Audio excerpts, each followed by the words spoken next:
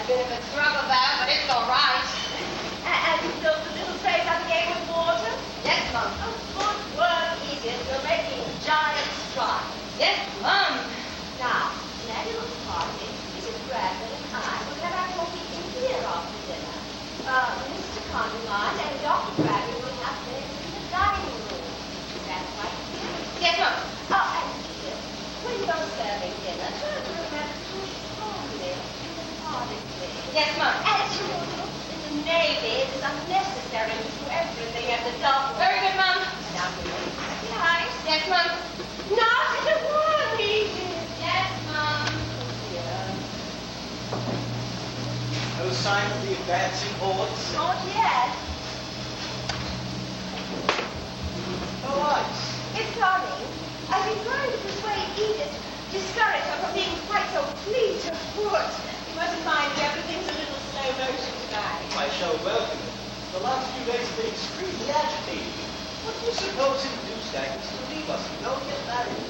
The reason was becoming increasingly obvious, dear. But in these days, nobody thinks anything of that sort of thing. She could have popped into the couch hospital and popped out again. My social life would have been seriously undermined. We must keep Edith in the household. That's right, Edith. Now put it down on the table. Yes, Mum.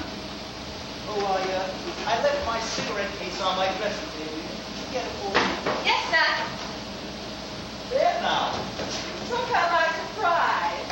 A dry martini, I think, don't you? Yes, darling.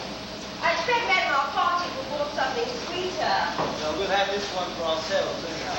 Oh, dear. What's the matter? I have a feeling that this evening is going to be suddenly awful. Probably funny, but not awful. You must promise not to catch my eye. If I giggle, and I'm very likely to, it'll ruin everything. You must be dead serious and if possible a little intense. You can't hurt your feelings, however much. Why the fragments, darling? I mean, he's every bit as skeptical as we are. You probably think the most dreadful thing. I warned you. There has to be more than 3 people, and we couldn't have the vicar and his wife because A, they're query, and B, they probably wouldn't have proved at all. It had to be Bradford. Thank you, Edith.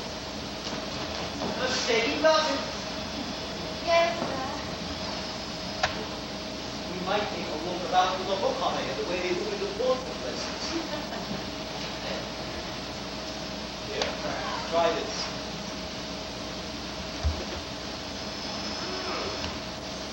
Lovely.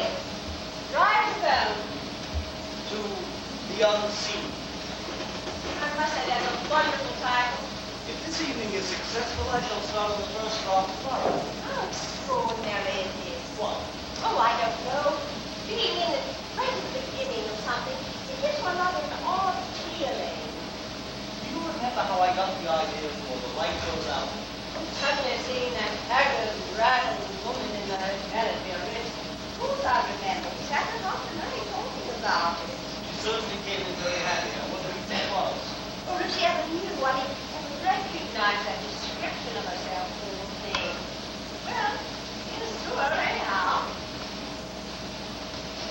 Have another. Oh, darling, it must all be strong. Never mind. Used Elvira to be of help to you when you were thinking something out, I mean. Well, every now and then when she concentrated, but she didn't concentrate very long. I do wish I'd known her. I wonder if you would like her. Oh, I'm sure I should. As you speak of her, she sounds enchanting. Yes, I'm sure I should like her. Because you know, I have never for an instant felt the least jealous of her, and that's a good sign. Poor Elvira. Does it still hurt, darling, when you think of her? No, not really. Sometimes I almost wish it did. I feel rather guilty. I wonder if I died before you grown tired of me, if you forget me so soon. Horrible thing to say. I know, I think it's interesting. To begin with, I hadn't forgotten Elvira. I remember her very distinctly indeed. I remember how bad she was, and how bad. I remember how badly she played all games, and how close she got when she didn't win. I remember her gay charm when she had achieved her own way over something, and her extreme acidity when she didn't. I remember her physical attractiveness when she was and the spiritual integrity which was still. I remember something that was real. I remember how morally untidy she was. Was she more physically attractive than I am? It was a very tiresome question, dear. I fully deserved the wrong answer. You really are very sweet. Thank you. And a little naive, too. Why? Because you naturally don't mind about Elvira being more physically attractive than I am. I should think any woman would mind. True. Or perhaps I'm old-fashioned, like you, a female psychology. Not exactly old-fashioned, you're just a little didactic. What do you mean? A little didactic to attribute one type of defect to another type.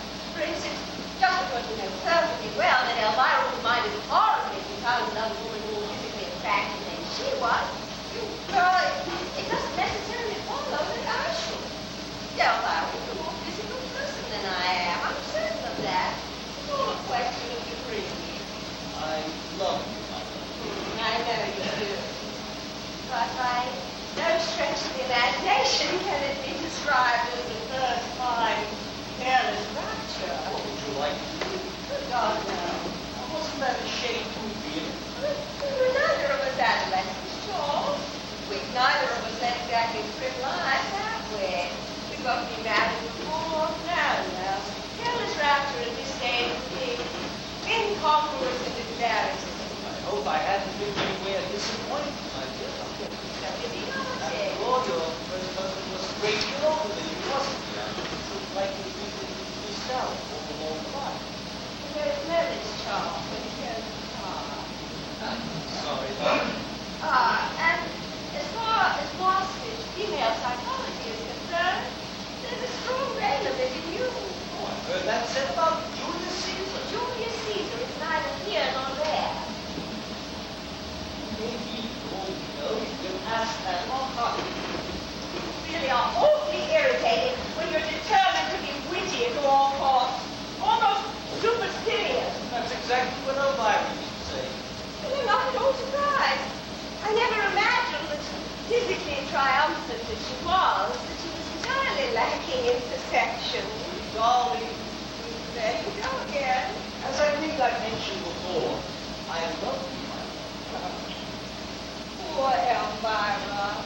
Didn't that light comradely disqualify you at all? It's very annoying. You know you are. When I said poor Elvira, it came from your heart. You must have bewildered her so horribly. Don't I ever bewilder you at all? Never for an instant, dear. I know every trick. All I can say is we dedicated the lawsuit. Put my glass down there, darling. She certainly had a great talent for living. It's a pity she died so young. Poor Elvira. That clock is getting monotonous. Poor Charles, then. That's better. Later on, poor Ruth, I expect. You have no faith. But I really believe you should try to have a little faith. I shall strain every nerve. Life without faith is an arid How beautifully you put things here. But if I died, I wonder how long it would be before we married again. You won't die. You're not a dying soul. Neither was Elvira. She was, now that I look back. She had a certain ethereal, not quite a discernible tone. Nobody before you even provoked ethereal. Nonsense, dear. She was of the earth. Earthy. Well, she is now. You know that's the kind of observation that shocks me. But it's discouraging to think how many people are shocked by honesty and how few by deceit. Write that down, you might forget it. You underrate me. Anyhow, it was more a question of bad taste than honesty. I was devoted to Elvira. We were married for 5 years. She died. I missed her very much. That was 7 years ago.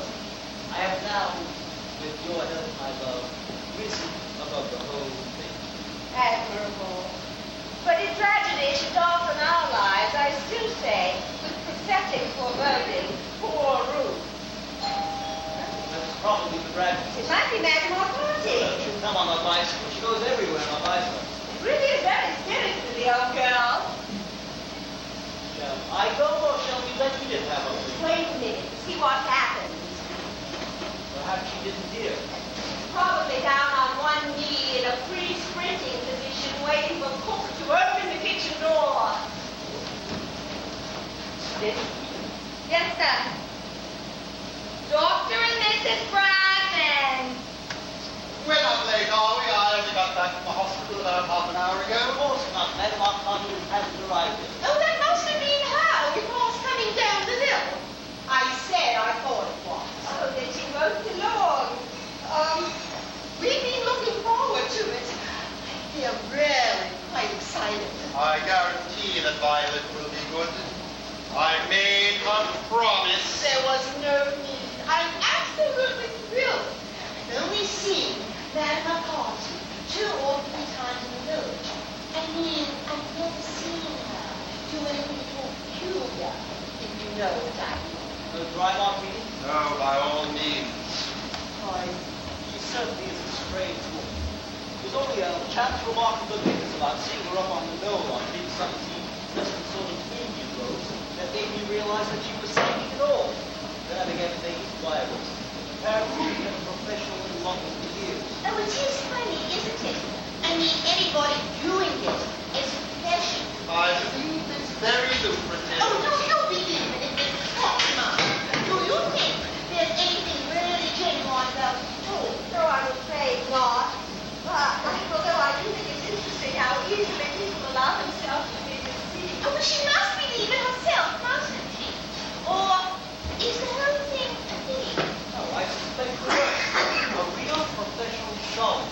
That's what I'm hoping for. The character I'm planning for my book must be a completely imposter. That's one of the most important factors of the whole story. What exactly are you hoping to get from her? Job, mostly. A few of the tricks in the trade. I have to do a sales for years. I want to refresh my memory. Oh, that's not entirely new to you? Oh, no. When I was a little boy, and after my statements, she imagined that she was a medium and used to go home to a lot of rabbit trances after dinner. My mother was fascinated. Was she convinced? Good heavens, no. She just naturally disliked my aunt and loved making up for her.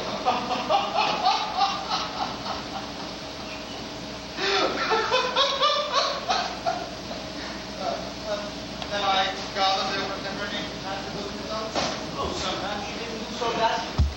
I remember on one occasion, we were all sitting round the beach talk with my mother groping away through Sean and our together. My aunt suddenly gave a shrill scream and said that she saw a small light go behind her chair. And then someone switched on the lights, and sure enough, there it was. It was extraordinary. It was obviously a stray that had come into the street, but I must say, I took my hat off to Auntie for producing it, or rather utilizing it. Even Mother was a bit shaken. Oh, what happened to it? Little for years. I do hope that McCarthy doesn't produce any livestock. We have so very little room in this house as it is. Oh, don't think she tells fortunes. I love having my fortune told. I expect so. I was once sailed on a pier in South Sea, and I was surrounded by lilies in the golden heaven. Worried me for days. We really must all be serious, you know, and pretend that we believe implicitly, otherwise she won't play. Well, besides, you might really mind. It would be cool to upset her. I shall be as good as gold. Have you pretended to Dr. Bradman professionally, I mean? Well, yes, and she had influenza in January. She's only been here just over a year, you know. I must say she was singularly unpsychic then. I always understood that she was an authoress. Oh, yes. We originally met as colleagues in one of Mrs. Wilmot's Sunday evenings in San Diego. Oh, what sort of books does she write? Well, 2 sorts, mostly. Rather whimsical children's stories about enchanted woods filled with rather conventional flora and fauna, and enthusiastic biographies of minor royalties. Very sentimental, reverent, and extremely fun. Oh, here she is. She knows, doesn't she, about the house? You're not going to spring it on her, are you? Of course, it was all arranged last week. I told her how profoundly interested I was in anything to do with the occult, and she blossomed like a I really feel quite nervous. You know, I was going to make the speech. You go and meet her, darling.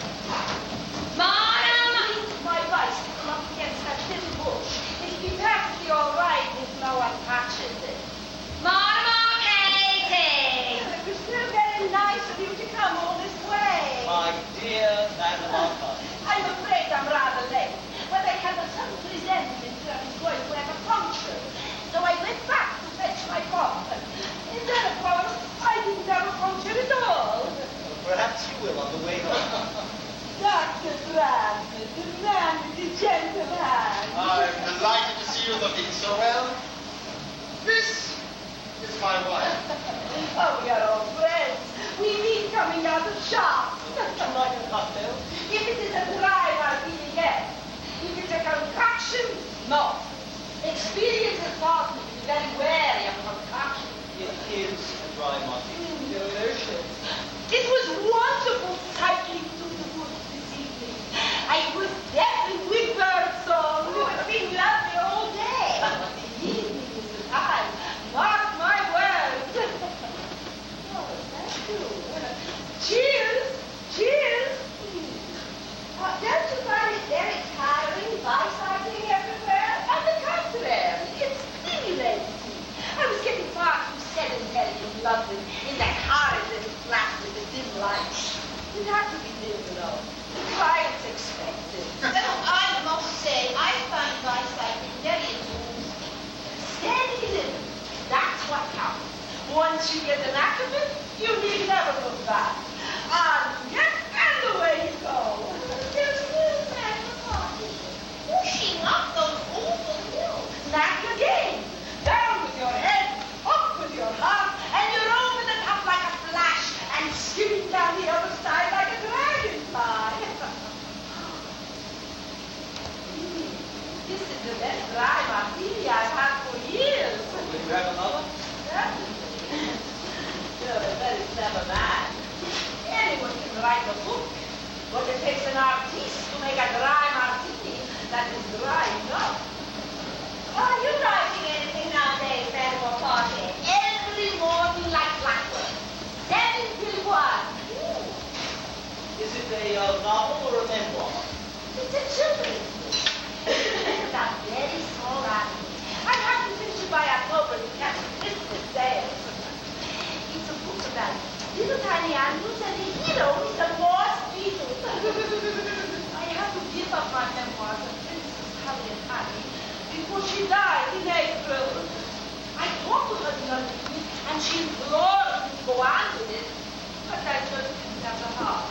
You talked to her the other evening? Oh yes, through my control, of course. Something deadly. It is funny, isn't it? To think of people in the spirit world being irritable. I mean, one people on the enlightenment. I'm one. We have no reliable guarantee that the afterlife will be any less exasperating than this one has. Oh, Mr. Constantine, how can you? Dinner is served, Mom. Oh, thank you, Edith. Shall we? No red meat, I hope. Well, there's meat, but I don't think it'll be very red. Oh, would you rather have an egg or something? No, thank you. It's just that I make it a rule never to eat red meat before I work. It sometimes has an odd effect.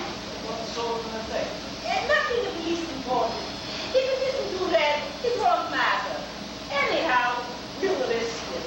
Very well, then. Come along, Mrs. Bradley.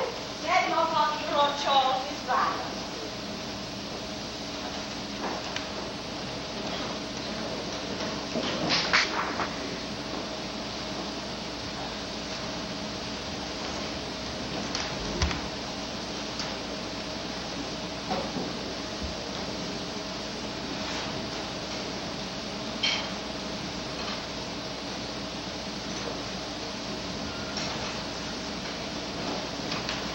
On her mother's side, she went back to the board, which I think accounted for a lot, one way or another.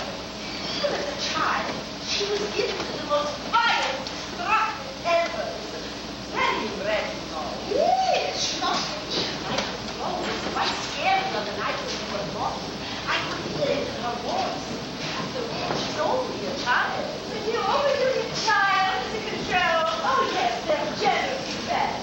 Some Indians, of course, prefer Indians, but I personally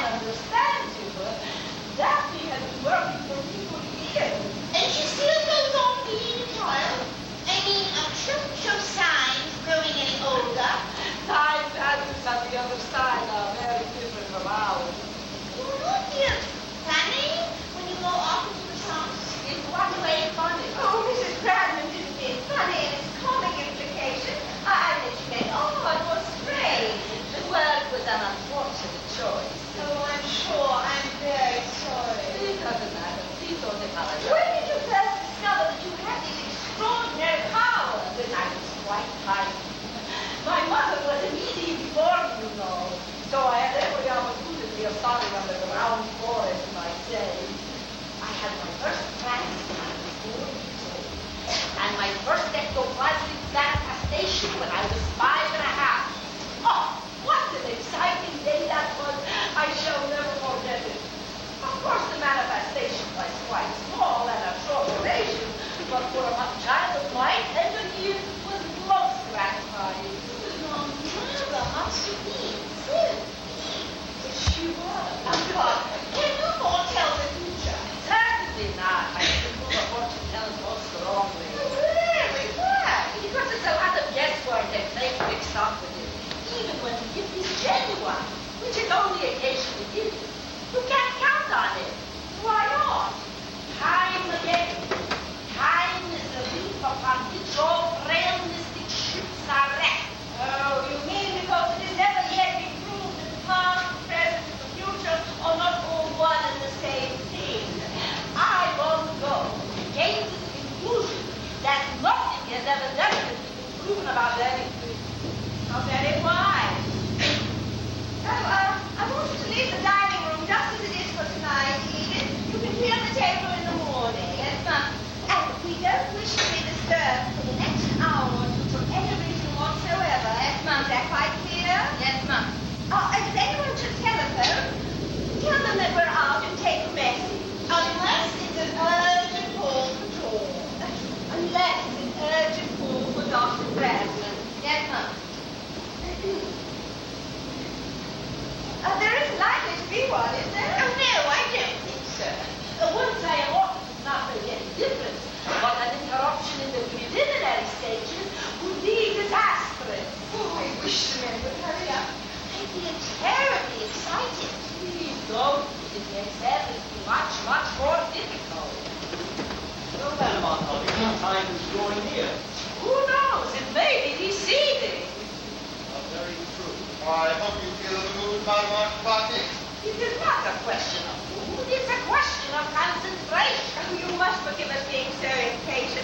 We can really perfectly easily wait, though, if you're not quite ready to start. Nonsense. I'm absolutely ready. Hi-ho, to work we go. Is there anything you'd like us to do? Do? Yes, hold hands or anything? All that will come later. First, a few deep breaths of fresh air. You may walk. She will not disturb me in the least. Oh, dear. Excellent dinner, darling. I congratulate you. The mousse wasn't quite right. It looked a bit hysterical, but it tasted delicious. That cuckoo is very angry. I beg your pardon? I said that cuckoo is very angry. Listen. How can you tell? Timber. No moon. That is well, I think. The mist is rising from the marshes. There is no need for me to like my bicycle left, is there? I mean, no one will fall over it. Oh, no, we're not expecting anyone else. Good night, you foolish bird. You have a table. Oh, yes, we thought that would be good. I think the woman to bars on it would be better. You told me that we didn't want to be disturbed. Yes, darling. This is a moment I always hate. Are you nervous? Yes. When I was a young girl, I always used to be sick. Fortunate that you grew out of it. Oh, children are always more prone to this thing than grown-ups, don't you think? I know I could never travel on a train with any degree of safety until I was 14. Little Gabby Knockers, thanks for the supper. What shall we have but brown bread and butter? I despise that because it doesn't rhyme at all. But Daphne loves it. Who is that man? Daphne is Madame Arcott's control. She's a little girl. Oh, I see it. Yes, of course. How old is she? Rising 7 when she died. And when was that? February 6th, 1884. Oh, little pink. She must be a bit long in the tooth by now, I should think. You should think, Dr. Bradley, but I'm afraid you don't. At least not profoundly enough. Do be quiet, George. You'll put Madame McCarthy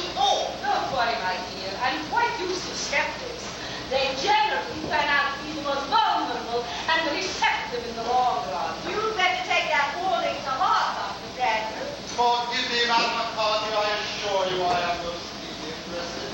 It is of no consequence. Will you all please sit around the table? Now, Mrs. Brown, put your hands down to start with. What about the lights? All in good time. Sit down, please. Fingers touching. Fingers touching. That's right. I presume that is the gramophone? Yes, would you like me to start it? It's an electric one. Oh, no, stay where you are. I can manage. Now, let me see. What have we here? Brahms. Oh, dear me, no. Rachmaninoff. Good Lord. Where is dance music? And then a loose ones on the left. I'm afraid they're not very few. That is more attached to Erwin Berlin. She likes the tune she can hum. Ah, here's one. Always. Always spit it out, John. What's the matter? Nothing at all. The light switches by the door, or except a small one on the desk and the wall downstairs. Very well, I understand. Oh, you keep still. Fingers touching, George. Remember when Madam McCarthy said. Now, there are one or two things I should like to explain. So will you all please listen attentively? Of course. Presently, when the music begins, I will switch off the lights. I may then either walk about for a bit or lie down flat. In due course, I will join you at the table. I will place myself between you and your wife, Mr. Cartman, and rest my hand gently on yours. You are not to address me, nor move, nor do anything in the least distracting. That's why you do it. Good. Of course, I cannot guarantee that anything will happen at all. Daphne may be unavailable. She had a head cold, poor child, and was feeling rather under the weather. On the other hand, a great many people get her. One of you may have an emanation, for instance, or you may contact a poltergeist, which would be very destructive and noisy. In what way destructive? They throw things, you know. No, I didn't know. But we must cross that bridge when we come to it, mustn't we? Certainly, by all means. Fortunately, an elemental at this time of the year is highly unlikely. What do elementals do? Oh, my dear, one can never tell.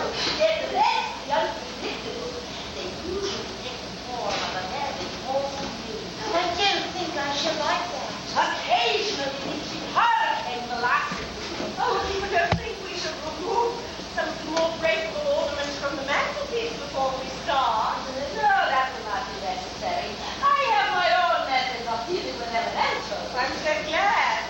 But now, are we ready to empty our minds? Do you mean we're to think of nothing? Absolutely nothing.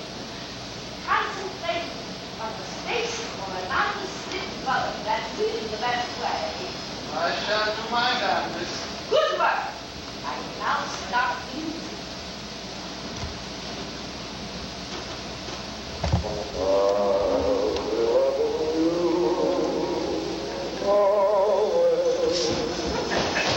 Lights! Oh, dear! Quiet, please! Is there anyone there?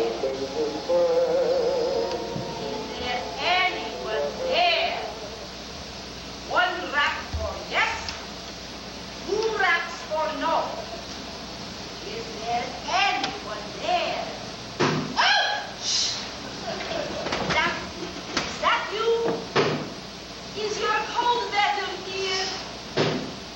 Oh, I'm so sorry. Are you doing anything for it?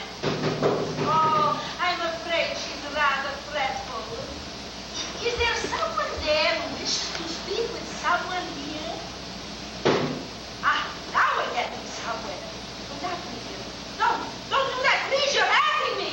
Daphne, dear, don't. Please. Ow! Ow! Ow! Be good. There's the good child. You say there is someone there who wishes to speak with someone here? Is it me? Is it Dr. Brad? Is it Mrs. Brad? Is it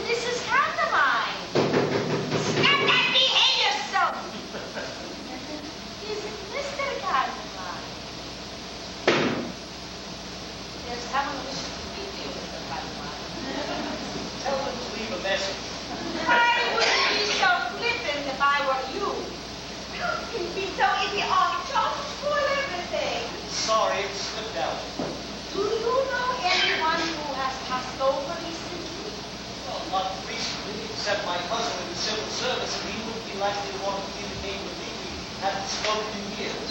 Are you Mr. Candlemine's cousin in the civil service? I'm afraid we've drawn a blank. Can't you think of anyone else? Rack your brains. Oh, it might be old Mrs. Plummet, you know. She died on Whit Monday. I can't imagine my old Mrs. Plummet should be told to me. We had very little in common. Well, it's worth trying anyhow. Are you old Mrs. Plummet? She was very deaf. Perhaps you'd better shout. Are you old Mrs. Plummet? There's no one there at all. Oh, how disappointing. We were getting on so nicely. Violet, be quiet. Well, I'm afraid there's nothing for it but for he to go into a trance. I had hoped to avoid it because it is so exhausting. But what must be, must be. Excuse me while I start the gramophone. Not always. Don't play always. Well, watch out, don't be scared. I'm afraid I must. It would be very imprudent to play horse and leave it to no one.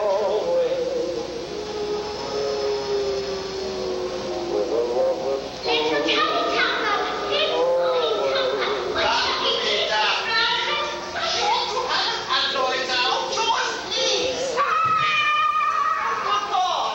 Monsieur Charles? Oh, I can't tell you trying to get away. It's down hard. Oh, it's there now. Leave it where it is. How the hell do I know? Well, there's no need to snap at me. Leave it where it is. Who said that? Who said what? Someone said, leave it where it is. Nonsense, dear. I heard it distinctly. Well, nobody else did they? Oh, I never heard a sound. It's you. You're playing tricks. I've done nothing of the sort. I haven't answered. Good evening, Charles. Ventriloquism, that's what it is. Ventriloquism. What is the matter with you? Haven't you heard that? None of you heard that? Heard what? You mean to sit there solemnly and tell me that none of you heard anything at all? I certainly didn't. Well, neither did I. I wish I had. I should love to hear something. It's you who are playing tricks, Tom. You're acting to try to frighten us. I'm not. I swear I'm not. It's difficult to know what to say after 7 years, but I suppose good evening is as good as anything else. Who are you? Elvira, of course. Don't be silly. Can't bear this another minute. Get up, everybody. Get up. The entertainment is over. Oh, how can you be so tiresome, Tom? Just as we were beginning to enjoy ourselves. Never again. That's all I got to say. Never, never again as long as I live. What on earth is the matter with you? There's nothing the matter with me. I'm just sick of the whole business. That's all. Did you hear anything that we didn't hear, really? Of course not. I was just pretending. Oh, I know you were. Oh, dear. Ruby man at the party. Well, what shall we do with her? Bring her around. Bring her around as quickly as possible. I think we'd better leave her alone. But she may stay that way for hours.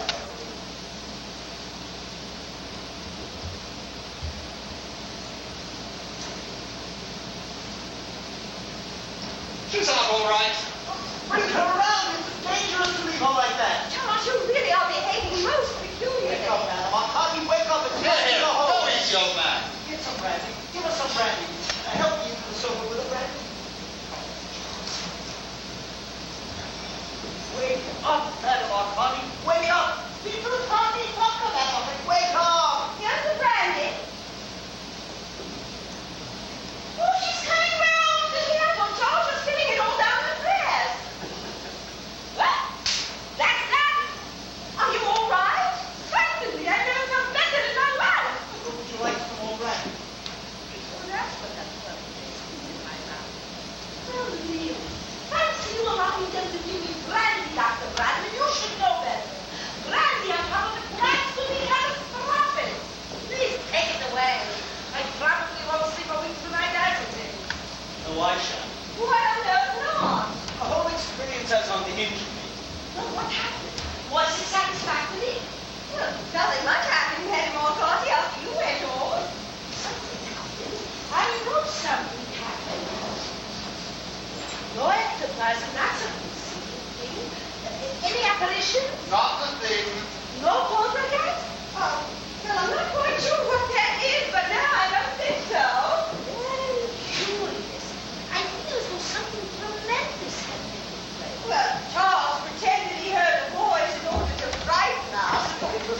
a joke. And a very poor one, I must say. Nevertheless, I'm prepared to swear there is someone else psychic in this room apart from myself. Well, I don't see how that would be really that more-hearted. I hope I haven't gone and released anything. However, we are bound to find out in a day or two. If any manifestation should occur or any unexpected noises, please let me know. Oh, of course, we will telephone immediately. Well, I really must be on my way now. Are you sure you won't have anything before you go? Oh, no, thank you. I have some Ovaltine in a saucepan at home. It only needs half up. Wouldn't you like to leave your bicycle here and let us drive you? Oh, I honestly do think you should, Madam McCarthy. After that chance and everything, you can't be feeling quite yourself. Nonsense, my dear. I feel fit as a fiddle. I always feel capital after the class. It rejuvenates me. Well, goodbye, Mrs. Pantomime. It's so very good of you to get you all this trouble. I'm sorry so little occurred. It was that cold of Daphne's tiny step. You know how children are when anything's wrong with them. We must do this again some other evening. That would be lovely. Good night, Miss Bradman. It was, really, really it was. I felt the table suddenly shaking under my hand. Good night, Doctor. Congratulations, Madam Arcani. I'm very well aware of the irony in your voice, Dr. Bradman. As a matter of fact, you would make an admirable subject for telepathic hypnosis. I have a great fund who's an expert. I should like us to look you over. I'm sure I should be charmed.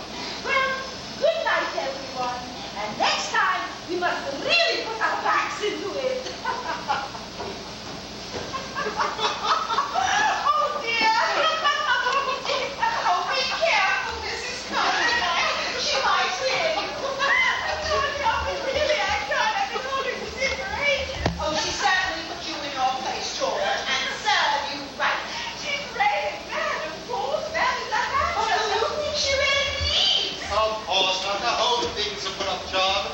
I must say, though, she shoots a more original line than they generally do. She's probably half convinced herself by now. Possibly the trance was genuine enough, but that, of course, is easily accounted for. Hysteria. Yes, a form of hysteria, I should imagine. Do hope Mr. Conroy got all the atmosphere he needed for the He could have got a great deal more if he had spoiled it all by showing off.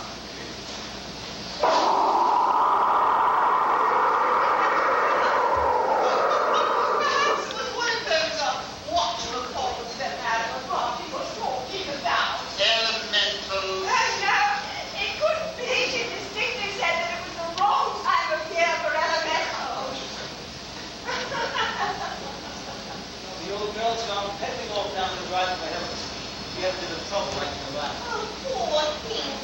Well, here you are, you know. I believe that she's completely sincere. Oh, Charles, how could she be? Wouldn't it be possible, Doctor, some form of self-hypnosis? It might be. As I was explaining to your wife a moment ago, there are certain types of hysterical subjects. George, dear, it's getting terrible late. We really must be going. You have to get up so early in the morning. You see, the moment I begin to talk about anything that really interests me, my wife interrupts me. You know I'm right, darling. It's past 11. I'll do a little reading up on the whole business, just for the fun of it. You must have a drink before you go. Thank you. No, Violet's quite right, I'm afraid. I do have to get up abominably early tomorrow morning. I have a patient being operated on in Canterbury. It's really you. I shall never forget it. It was sweet of you to include us. Good night, Mrs. Condamine. Thank you. So, Are you sure about the drink? no thanks, really. We'll let you know if we find any poltergeist whirling about. I should never forgive you if you didn't. Hello, darling.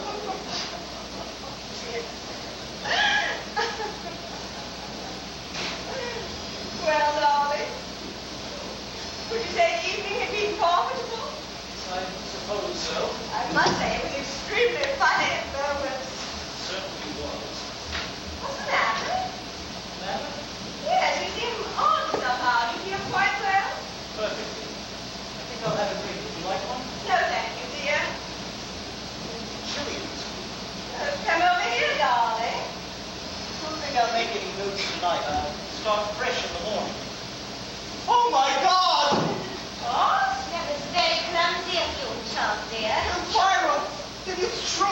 wants you. What was it? Talking about? Are you a ghost? I suppose I must be. It's all very confusing. Charles? Well, what do you keep staring over there for? Look at me. What's happened to you? Oh, can't you see? See what? Elvira. Elvira? Yes. Elvira, dear. This is Ruth. Ruth, this is Elvira. Now, come and sit down, darling. You can't see her. Now, listen, Charles. You just come and sit quietly on the sofa, and I'll fix you another drink. Don't worry about the mess on the carpet. Edith can clean it up in the morning. But you must be able to see her. She's there. Look, standing right in front of you there. You mad? What's happened to you? You mean to say you can't see her? If this is some sort of a joke, Charles, it's really gone far enough. Now, do sit down, for God's sake, and don't be idiotic. So what the hell am I to do? You might at least be a little more pleased to see me. After all, you did come to me up. I didn't do any such thing. Of course you did. The awful child with the cold came and told me you wanted to see me urgently. It was all a mistake, a horrible mistake. You stop talking like that, Charles. As I said before, the joke's gone far enough. It's like this all raving mad. Drink. This is appalling. Relax. How can I relax? I shall never be able to relax again as long as I live. Bring some brandy. Then are you satisfied? Now sit down. Why are you so anxious for me to sit down? What good will that do? I want you to relax. You can't relax standing up. African natives can. They can stand for hours on one leg. I don't happen to be an African native. You don't have to be what? An African native! What's that got to do with it? It doesn't matter. Really, it doesn't matter. We'll say no more about it. You see, I accept it. Would you like some more brandy? Oh, yes, please. Very unwise. You only take a weak head. I could drink you under the table. There's no need to be aggressive, Charles. I'm doing all I can to help. Sorry. Here, now drink this, and then we'll go to bed. Oh, kiss me, the pump. Maybe you talk in peace. That's a thoroughly immoral suggestion. You ought to be ashamed of yourself. What is there immoral in that? I wasn't talking to you. I was talking to Elvira. To hell with Elvira. There now, she's getting cross. I don't blame her. What don't you blame her for? God. Now look here, Charles. I'm beginning to see some sort of plan behind all this. I'm not quite a fool. I suspected you when we were doing that idiotic sale. Silly, what plan could I have? Oh, I don't know. It's probably something to do with the books you're writing. How the characters or one of them would react in a certain situation. But I refuse to be used as a guinea pig unless I'm warned beforehand what it's all about.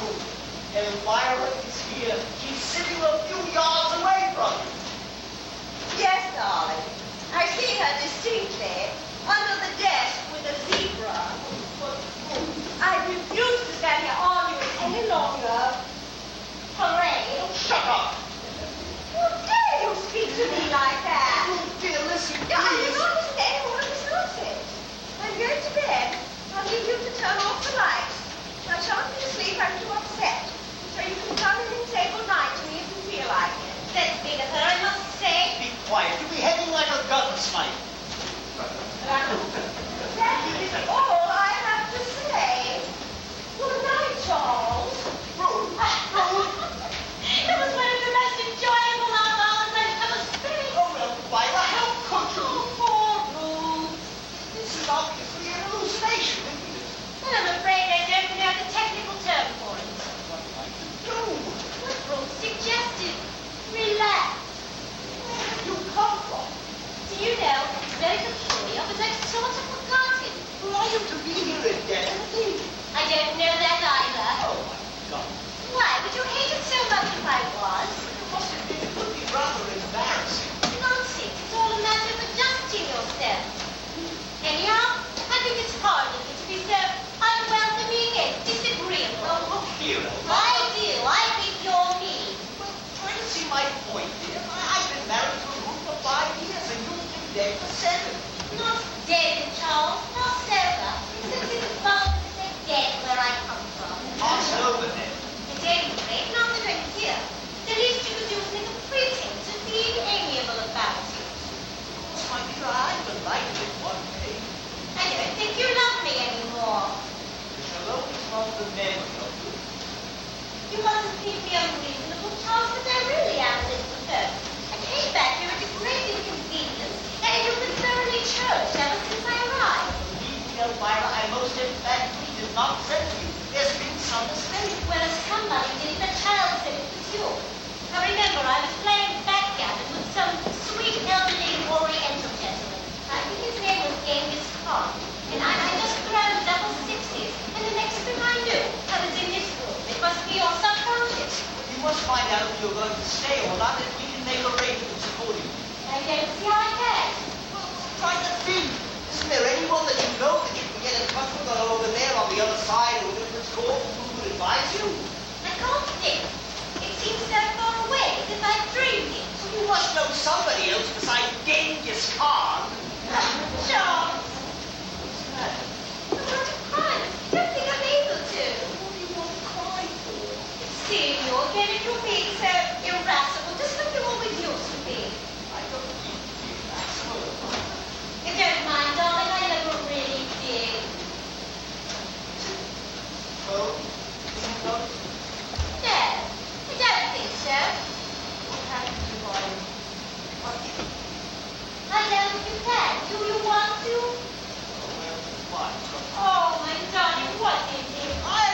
It's strange seeing you again. That's better. What's that? Your boy. Ivan. Was I ever unkind to you when you were alive? All this. Oh, how can you? I'm sure that's an exaggeration. Not at all. You're an absolute pig. That's how you went to Cornwall and stayed there off the hotel. You hit me with a billion cube. Only very, very gentle. I love you very, very much. I love you. Oh, I can't touch you. Isn't that horrible? Perhaps it's just as well if I'm going to stay here for any length of time. I suppose I shall wake up eventually, but you strangely peaceful now. That's right, darling. Put your head back and relax. Like that? Can you feel that? Only a very little breeze through my hair. That's better than nothing. I suppose if I'm really out of my mind, they'll put me in an asylum. Don't worry about that. Just relax. To hell with rules.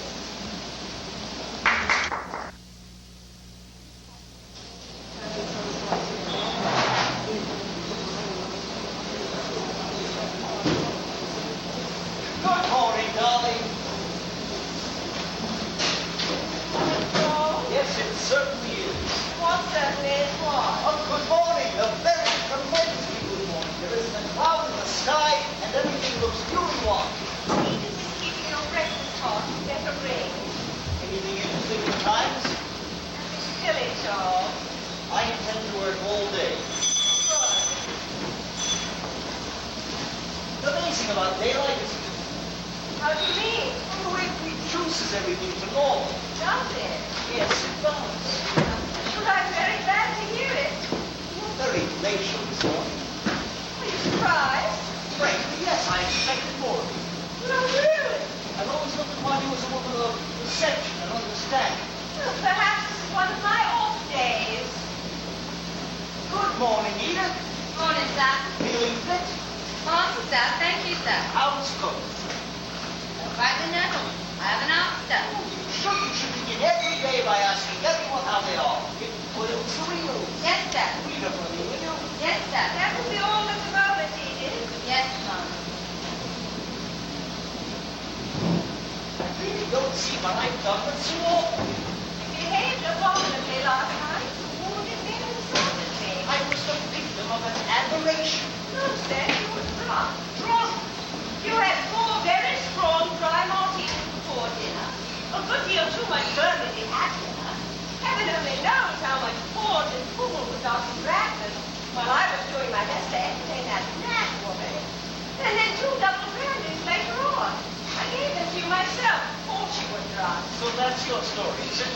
Ah, you refused to come to bed, and when I finally came down at 3 o'clock in the morning to see what had happened to you, I found you in an alcoholic coma on the sofa with the fire out and your hair all over your face. I was not in the least drunk. Something peculiar in us last night, something very peculiar happened. I know I wasn't drunk. If I were all that drunk, I should have a dreadful hangover now, shouldn't I? You're not all that sure that you haven't. I haven't got the trace of a headache. My tongue's not coated. Look at it. The least desire to look at your tongue. You're trying to put it in again. I know what it is. You're frightened. Frightened? Rubbish, what is there to be frightened of? Elvira, you wouldn't have minded all that much if I had been drunk. It's all because you was mixed up with Elvira. I seem to remember telling you before dinner last night that your views on female psychology were rather didactic. I was right. I should have added that they're also puerile. That's when it all began. When what all began? You weren't talking too much about Elvira. It's dangerous to have someone very strongly in your mind when you start dabbling in your home. Well, she certainly wasn't strongly in my mind. But she was in mine. So she was she? Well, you tried to make me say that she was more physically attractive than you so that you could hold it open. I did not. I don't give a hoot how physically attractive she was. Yes, you do. Your whole being was devoured with jealousy. Oh, this is too much. Women, my God, but I think of women.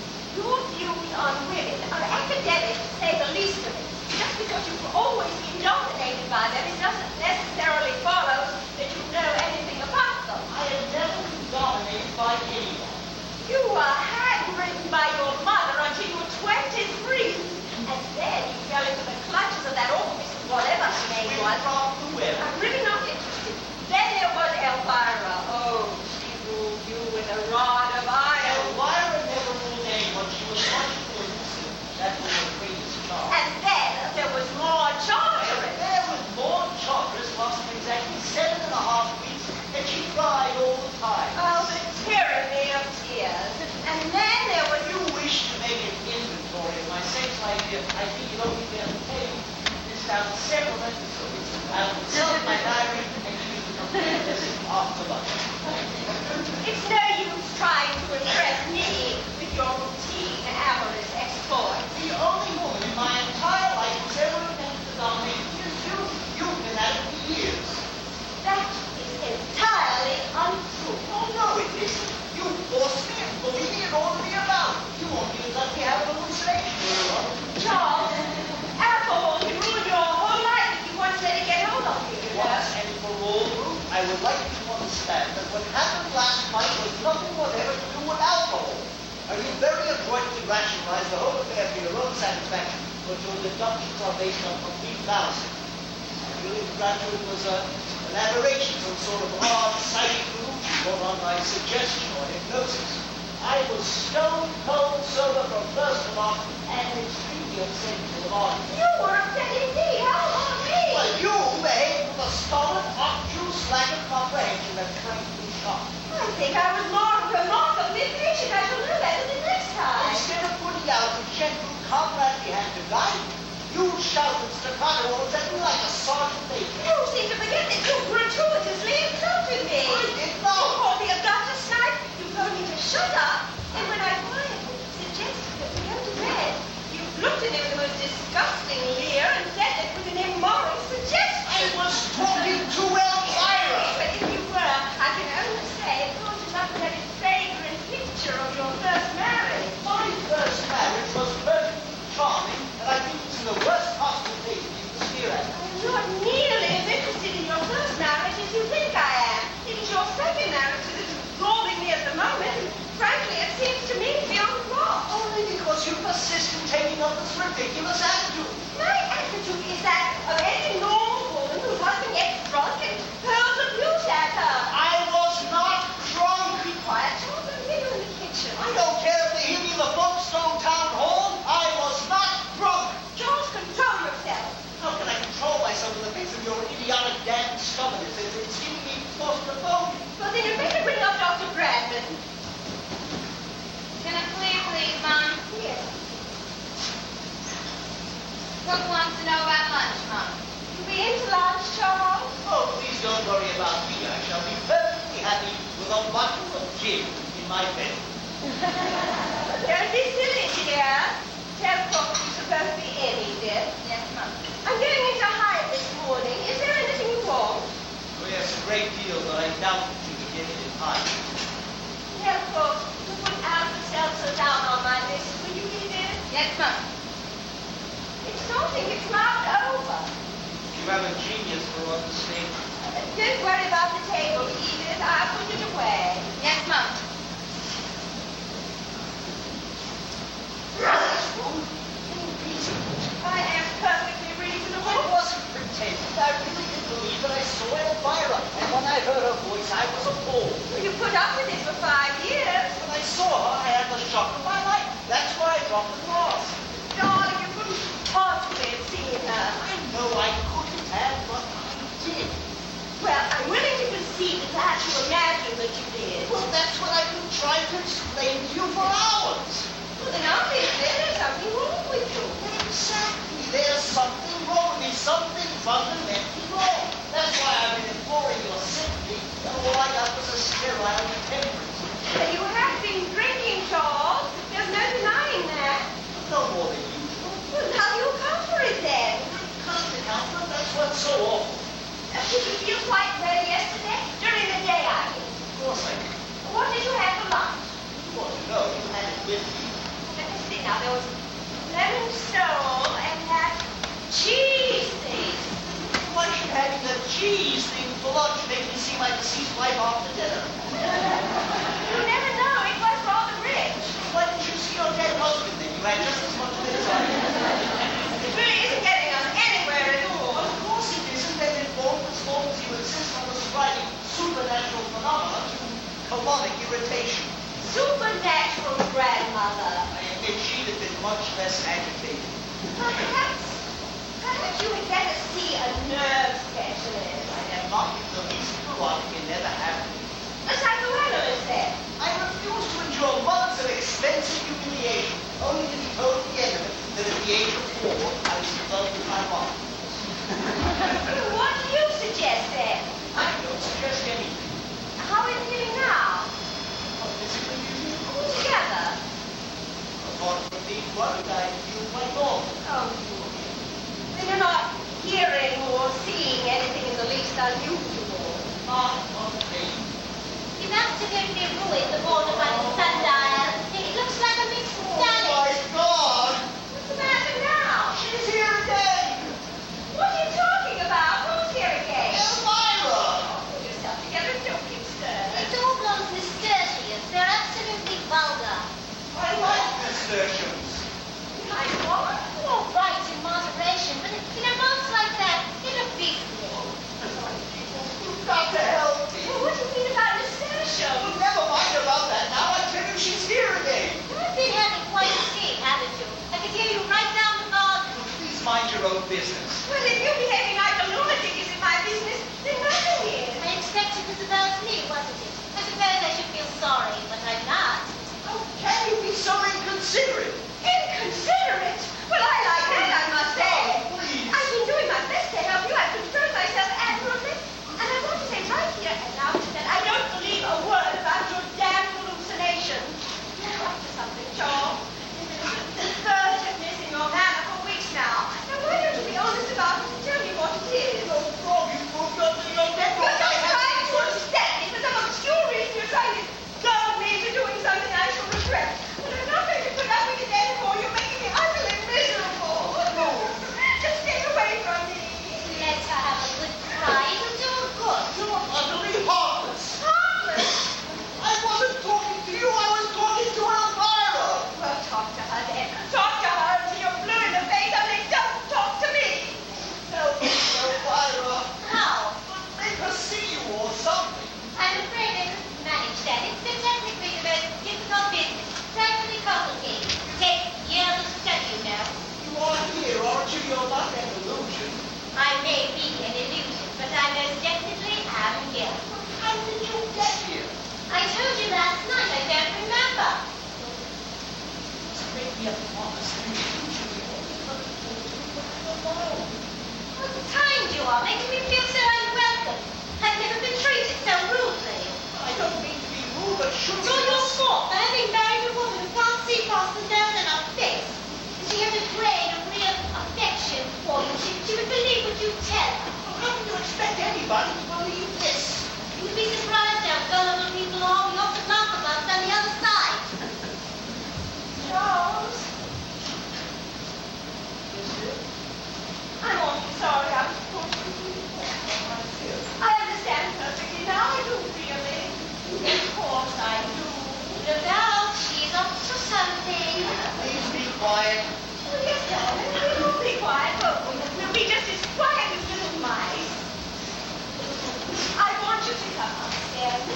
Go to bed. Where that woman hops on bed is nothing short of erratic. I'll deal with you later. Very well, darling. Come along then. What are you up to?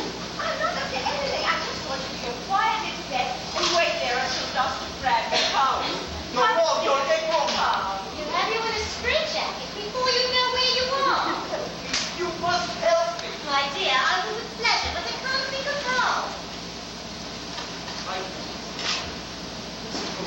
Yes, dear? If I promise to go to bed, will you let me stay here for 5 minutes? Well, I really- However that makes you, bear with me 5 minutes more. Very well, dear. What is it? Sit down. All right. Now listen. There. Listen carefully. Have a cigarette, it'll soothe your I nerves. don't want a cigarette. Well, then you shan't have one, darling. I want to explain to you clearly and without emotion that beyond any shadow of a doubt, the ghost or shade or whatever you like to call it of my first wife Elvira is in this room now. Yes, dear. I know you don't believe me, and I'm trying valiantly to humor me, but I intend to prove it to you. Well, why don't you just go upstairs and have a nice rest, and you can prove anything you want to later on. She may not be here later on. Don't worry, she will. Oh, no. Hush, dear. Promise you'll do what I ask. It all depends on what it is. You see those flowers? Yes, dear. I did them myself this morning. Very untimely, if I may say so. You may not. Very well. I never will again, I promise. Elvira will now carry those flowers to the mantelpiece and back again. Elvira, would you just please me? I don't see why I should, really. You've been absolutely insufferable to me ever since I materialized. Please. All right, just this once. Watch carefully. Very Come on, well, Elvira. darling. Go on, take them to the mantelpiece and back again. Charles! How dare you? You ought to be ashamed of yourself. What on earth for? It's a trick. I know perfectly well it's a trick. You're up to something. It's all part of some horrible plan. It isn't, I swear it isn't, Elvira. Do something else, for God's sake. Anything to oblige. You want to get rid of me. You're trying to drive me out of my mind. Oh, Charles! You're cruel and sadistic, and I'm never going to forgive you. I won't put up with it anymore. Let me go immediately. Let me go.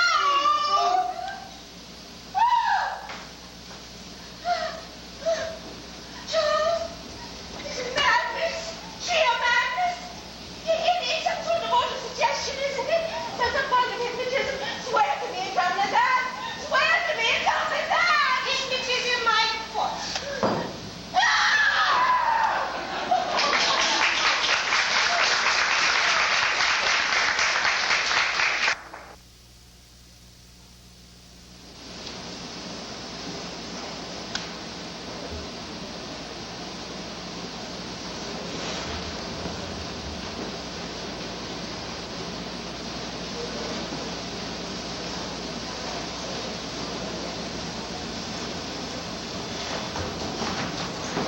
Mon, Marty!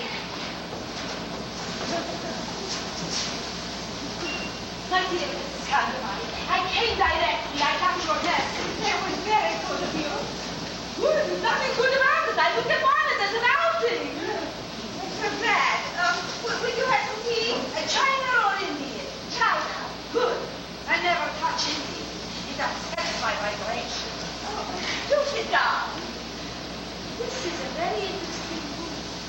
Very interesting indeed. I noticed it the other night. I'm not entirely surprised. 2 lumps of sugar, please, and no milk at all. I am profoundly disturbed, Madam Arcante, and I want your help. I thought as much. What's in these sandwiches? Cucumber.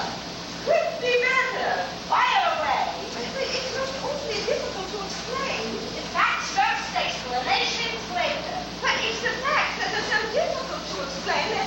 They're so fantastic. Facts generally are. Look at creative categories. How do you account for that? And look at Shakespeare like a rifle.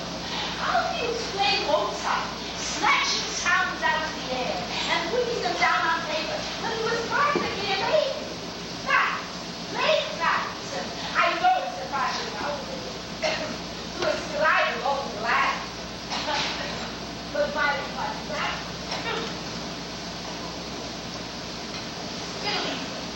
Yes, yes, I'm sure that you're quite right, Madam Arcati, but...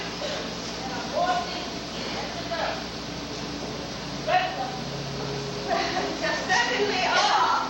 Come, take the phone. Out. Strange noises. Doors creaking, doors slamming. It's a good moment for the passage. No, I'm afraid it isn't. Oh, some trust of cold midnight. Oh, No, it's worse than that. I'm all of it. I know it sounds idiotic, but the other night, during that seance, something happened. I knew it. Probably poltergeist. They're very cunning.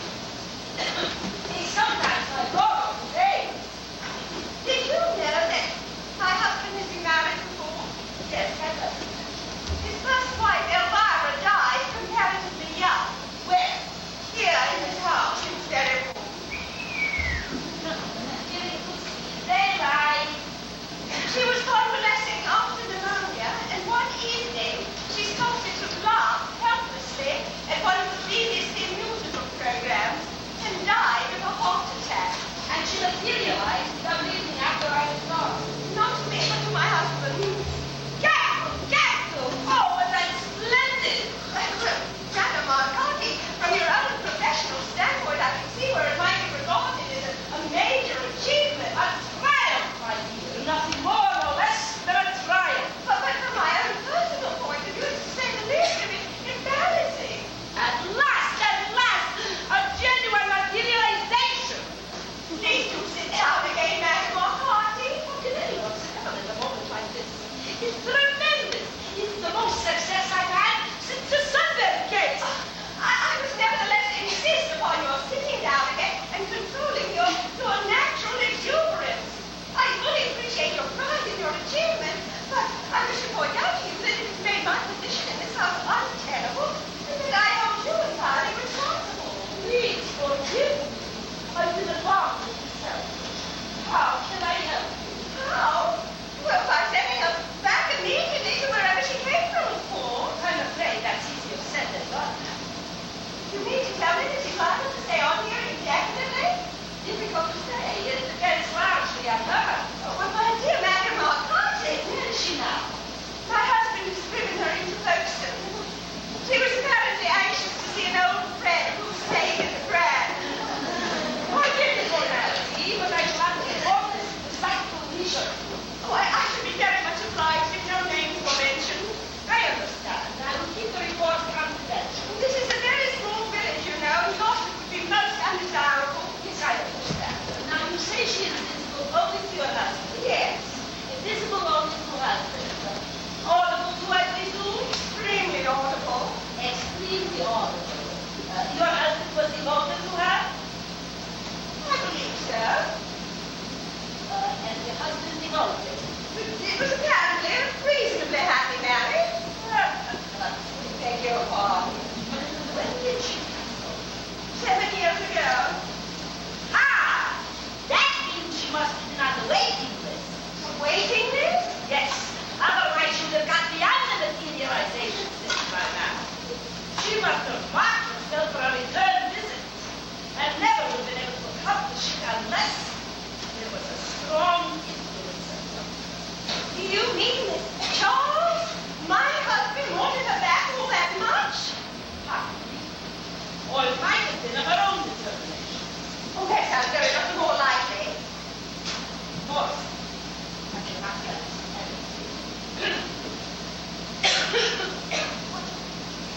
I really don't know her, Madam Arcati. I never met her, nor am I particularly interested in how or why she got here. I'm solely concerned with the question of getting her away again as soon as possible. I'm very, very well then. I always understood that there was some way of exorcising ghosts, some sort of ritual. You mean the old bell and book method? Yes, I suppose I do. Poppycock, Mrs. Halliwell. That was quite effective in the old days of genuine religious behavior. But not anymore. Now, with the decline of faith in the spirit world, it is causing grave concern. Is it indeed? There was a time when even a drop of holy water could send a poltergeist scambling from home.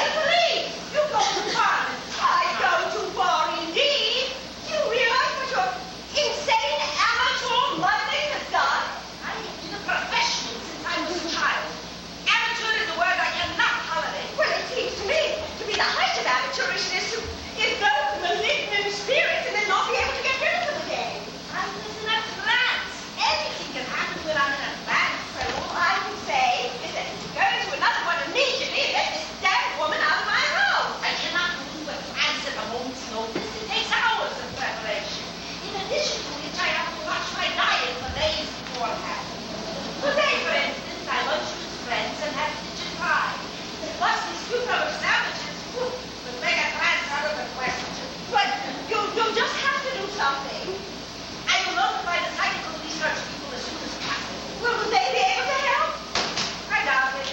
They'll probably send an investigation to the deal, will do a lot of questioning and ball tracking and mumbo jumbo, and then they'll have a conference, and you'll probably have to go to London to testify. Oh, it's too humiliating. It really is. Please, don't upset yourself. Not being cheated by upsetting yourself. But it's all very fine for you to talk, Madam Marcotte, but you haven't the faintest realization of what my position is. Right, you look on the bright side. Bright side, indeed. If your husband's first wife suddenly appeared from the grave and came to live with you, do you suppose you'd be able to look at the bright side? I resent your tone, Mrs. Condamine. I really do. Well, you most decidedly have no right to. You're entirely to blame for this whole horrible situation. Kindly remember that I came here the other night on your own invitation. On my husband's invitation. I did what was expected of me. I was to have a seance and make contact with the other side. I had no idea there were any ulterior motives in something else. Ulterior motives? Your husband was obviously eager to get in touch with his former wife. As I've been aware of it, I naturally would have consulted you beforehand. He had no intention of trying to get in touch with anyone. The whole thing was planned in order for him to gather material for a mystery story he's writing about a homicidal medium. Do you need to tell me that I was invited here in the spirit of mockery? Not at all. He merely wanted to take note of some of the tricks of the trade. Tricks of the trade, insufferable! I have never been so insulted in my entire life. I feel there is nothing more for us to say to each other. So goodbye, Mrs. Condamine. Please don't go, Madam Marcotte, please. Your act from the outset has been most unpleasant. Some of your remarks have been discourteous in the extreme. And I should like to say without language that if you and your husband were foolish enough to tamper with the unseen for paltry motives and in the spirit of rivalry, then whatever has happened to you is your own fault. As a coin of praise, as far as I'm concerned, you can stew in your own juice.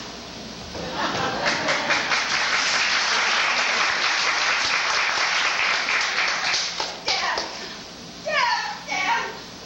Damn! What on earth was Madame Marcotte? She came to tea. You asked her? Of course I did.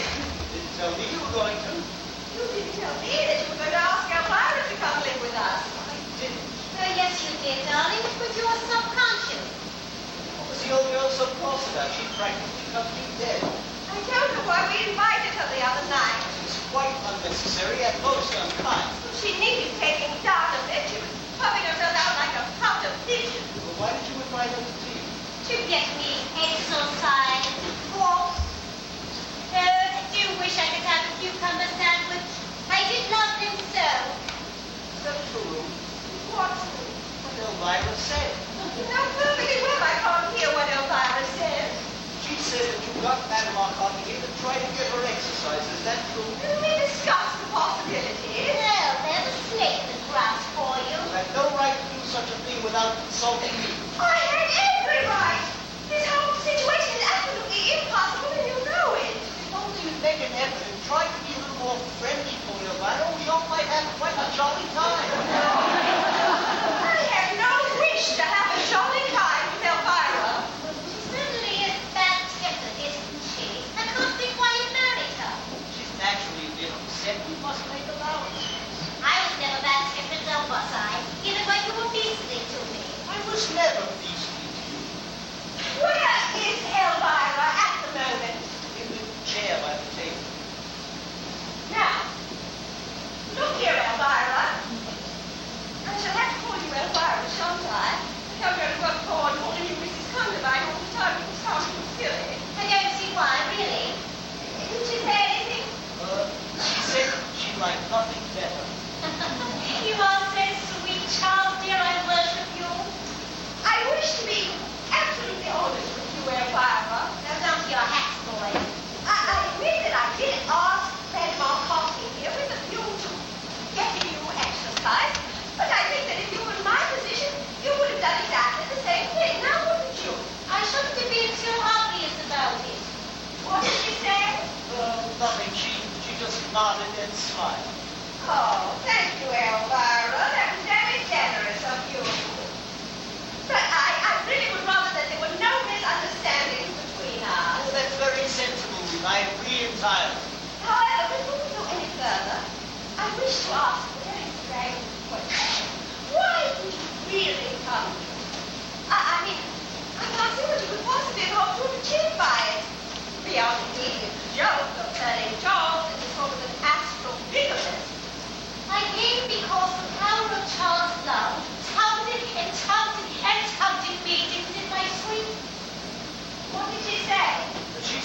came because she wanted to see me. Oh. Well, she's done that now, hasn't she? Well, we can't be inhospitable, Ruth. Oh, well, I have no wish to be inhospitable, but I would like to have just an idea of how long you intend to stay, Elvira. I don't know. I really don't know. It's so awful. She said she doesn't know. Surely that's a little inconsiderate. Well, maybe the Earth spiritualist has some sort of constructive idea of getting rid of him. What did Grandma Puffy say? She said she couldn't do a thing. Hooray! Don't be upset, Ruth, dear. We shall soon adjust ourselves, you know. We must admit it's a unique experience. I can see no valid reason why we shouldn't get a great deal of fun out of it. Fun? Oh, Charles, how could you? You must be out of your mind. Oh, I'm not. I thought I was at first, but now I must admit I'm beginning to enjoy myself. Oh, Charles, Charles. Again. Why not to be so callous, Elvira? Try to see her point. I suppose she said something insulting. She didn't do anything of the sort. Now, look here, Elvira. It's over by the window now. Why that melancholy stay in the same place? Temper again, my dear Charles. What a terrible life you must lead. Shut up, darling. You'll only make everything worse. Who was that darling addressed to, her or me? Both of you. This is intolerable. For heaven's sake, don't get into another state. I have been doing my level best to control myself ever since yesterday morning, and I'm damned if I'm going to do it anymore. It's too much of a strain. She has the advantage of being able to say anything she pleases without my being able to hear her. She can hear me all right, can't she? Without any modified interpreting. Modified interpreting, I don't know what you mean. Oh, yes, you do. You haven't once told me what she's really said. You wouldn't dare. Judging from her photograph, she looks the type who would use the most unpleasant language. Now, Ruth, you're not to talk like that. I've been making some conversation. All from dinner last night, and breakfast, and lunch today, and it's been a nightmare, and I'm not going to do it anymore. I don't like Elvira any more than she likes me, and what's more, I'm certain that I never could have, dead or alive. If, since her untimely arrival, she had shown the least sign of good manners, the least sign of breeding, I might have felt differently about her. But all she has done is to make mischief between us and have private jokes with you against me. I'm going up to my room. I shall have my dinner on a tray. You and she may have the whole house to yourself to joke and gossip to your heart's content. First thing in the morning, I'm going up to London to visit the Psychical Research Society. And if they fail, I will go straight to the Archbishop of Canterbury. Ruth! Ruth! Oh, let her go. She'll calm down later on. It's unlike her to behave like this. She's generally so equable. No, she isn't. Not really. Her mouth gives her away, Charles. It's a hard mouth. Now, it's got nothing to do with it. I was simply discussing Ruth as though she were a horse. Do you love her? Of course I do. As much as you love me? Don't be silly. It's all entirely different. I'm so glad nothing could ever be quite the same, could you? You always behave very bad. Oh, Charles. And we even see that your sojourn in the other world hasn't improved you in the least. Charles, darling, I love it when you pretend to be cross with me. And now going up to talk to you. Count. Don't be idiotic. I can't let her go like that. I must be a little nice and sympathetic to her. I don't see why. If she insists on being disagreeable, I should just let her get on with it. So this has been very difficult for her. We must be fair. She should learn to be more adaptable. She probably will in time. It's been a shock. Has it been a shock for you too, darling? Well, of course, what did you expect? A nice shock. Is it you want, Elvira? What? I don't know what you mean. I remember that whenever you were overpowering me demure, it usually meant you wanted something. I think it's horrible to be so suspicious of me. When all I want is to be with you. What? Leave me alone, darling. You go upstairs and pack her room and small her over. She's probably go flouncing down here again in her whole evening together will be spoiled. College of Excel. I haven't seen you in 7 years. It's only natural that I want to spend some time alone with you. Charles,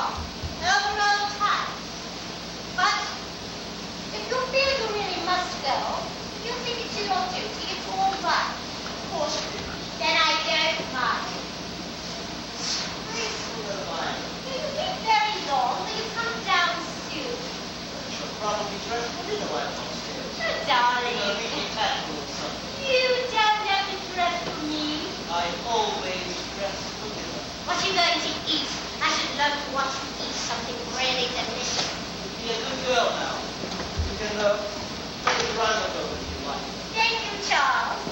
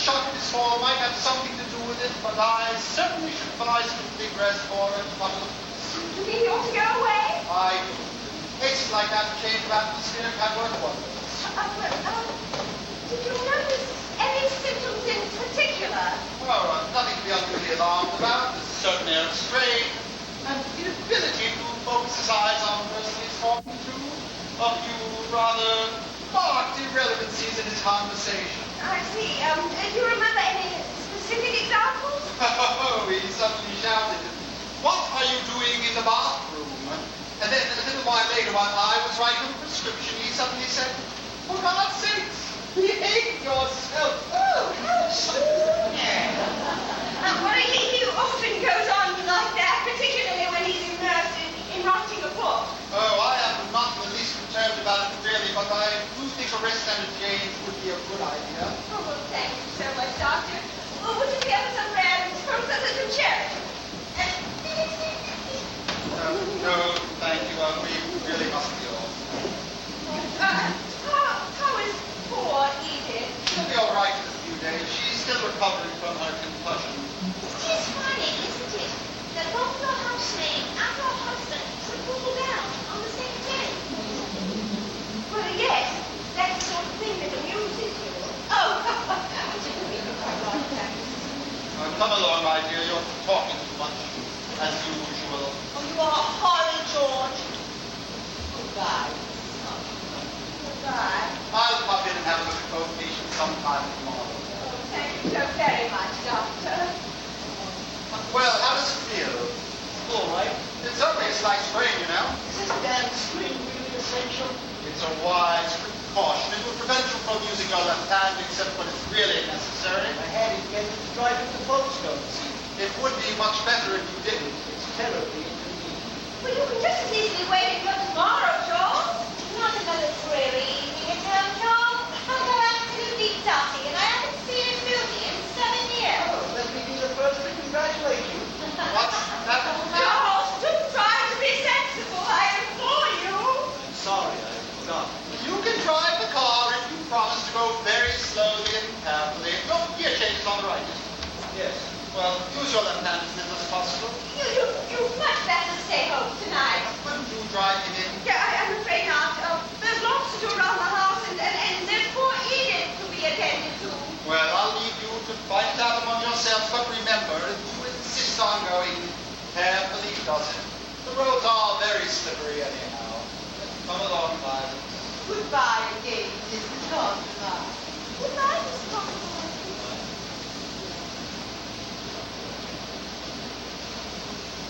You really are infuriating, Elvira. You could just as easily wait and go to the movies another night. Ah! And stop behaving like a schoolgirl. You're old enough to know better. What? I was talking to Elvira. She's here. She was a moment ago. She threw things at me. Been acting very high-spirited all day. I noticed a little ago that you meant that she was up to something. Are you really quite sure that she isn't here? Why, sure. I want to talk to you. Oh, God. I must. It's important. You're not going to start making scenes again, are you? You've been acting very well the last few days. I resent your care of Catherine and Charles. I've been acting well, as you call it, because there was nothing else to do. But I think it only fair to warn you that I offer no such guarantees for the future. My patience is being stretched to its uttermost. As far as I can see, the position is just as difficult for Elvira as it was for you, if not more so. The poor thing comes back trustfully after all those years of the other world, and what she pays. Nothing but brawling and hostility. Oh, what did she expect? Well, surely even an ectoplasmic manifestation has the right to expect a little of the milk of human kindness. Milk of human fiddlesticks. That just doesn't make sense. Elvira is about as trusting as a puff adder. Your ragged group, sheer unyielding And ragged. a good deal more dangerous into the bargain. Dangerous? I never heard anything so ridiculous. How could a poor, mischievous little spirit like Elvira be dangerous? Quite easily, and she is. She's beginning to show her hand. What way? This is a fight, dog. A bloody battle. A duel to the death between Elvira and me. Don't you realize that? Melodramatic It hysteria. isn't melodramatic hysteria. It's true. Can't you see? No, I can't. You're imagining things. Jealousy causes people to have the most curious delusions. I'm doing my level best not to lose my temper, Charles, but I must say you are making it increasingly difficult for me. Let's talk battles and duels.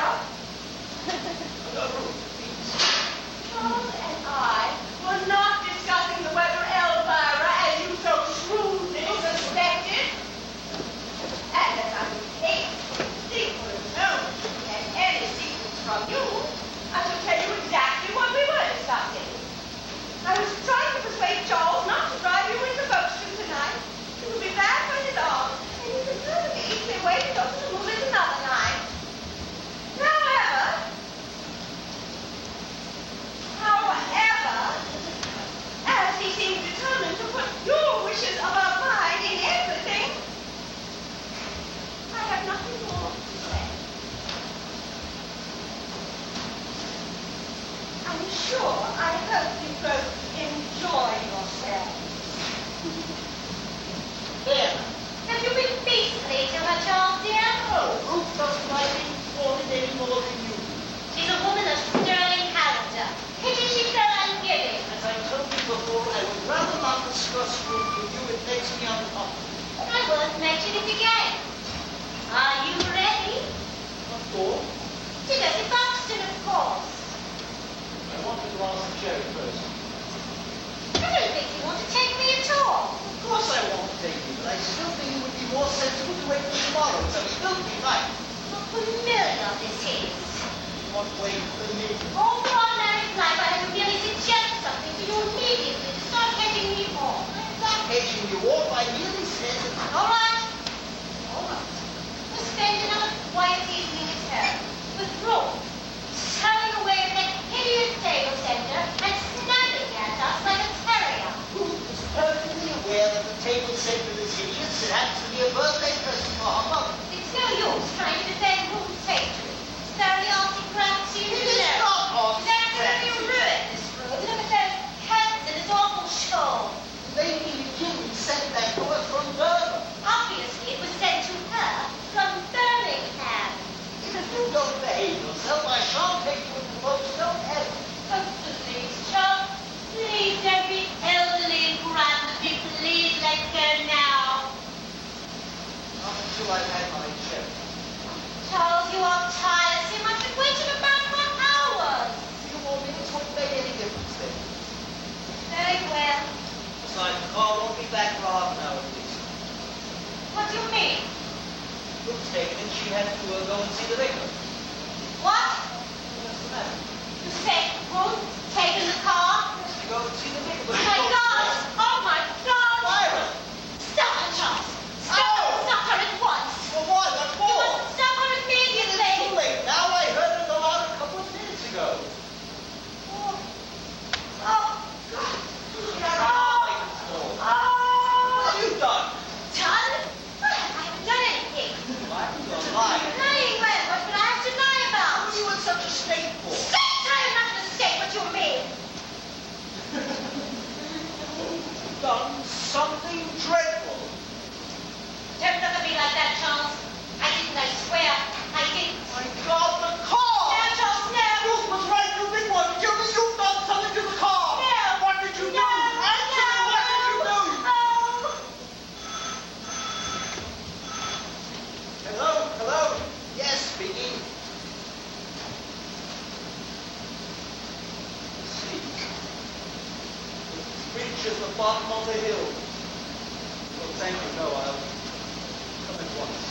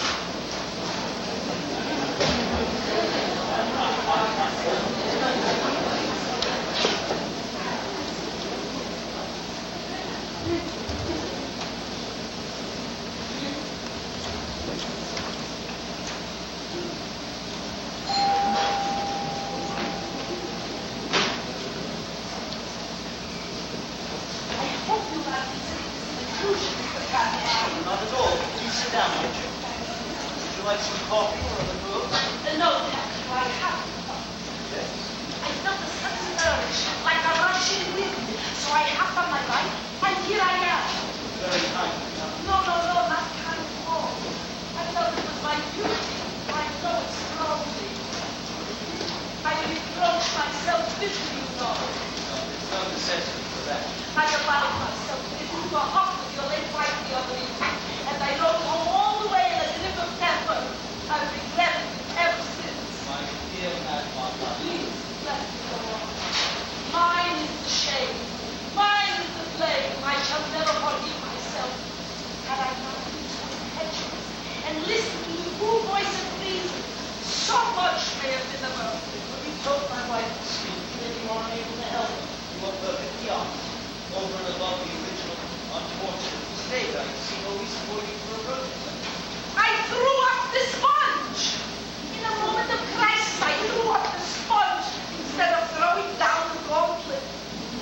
Whatever you do, Mademoiselle, I'm afraid nothing whatever could be done. It seems that the circumstances are a little too forward.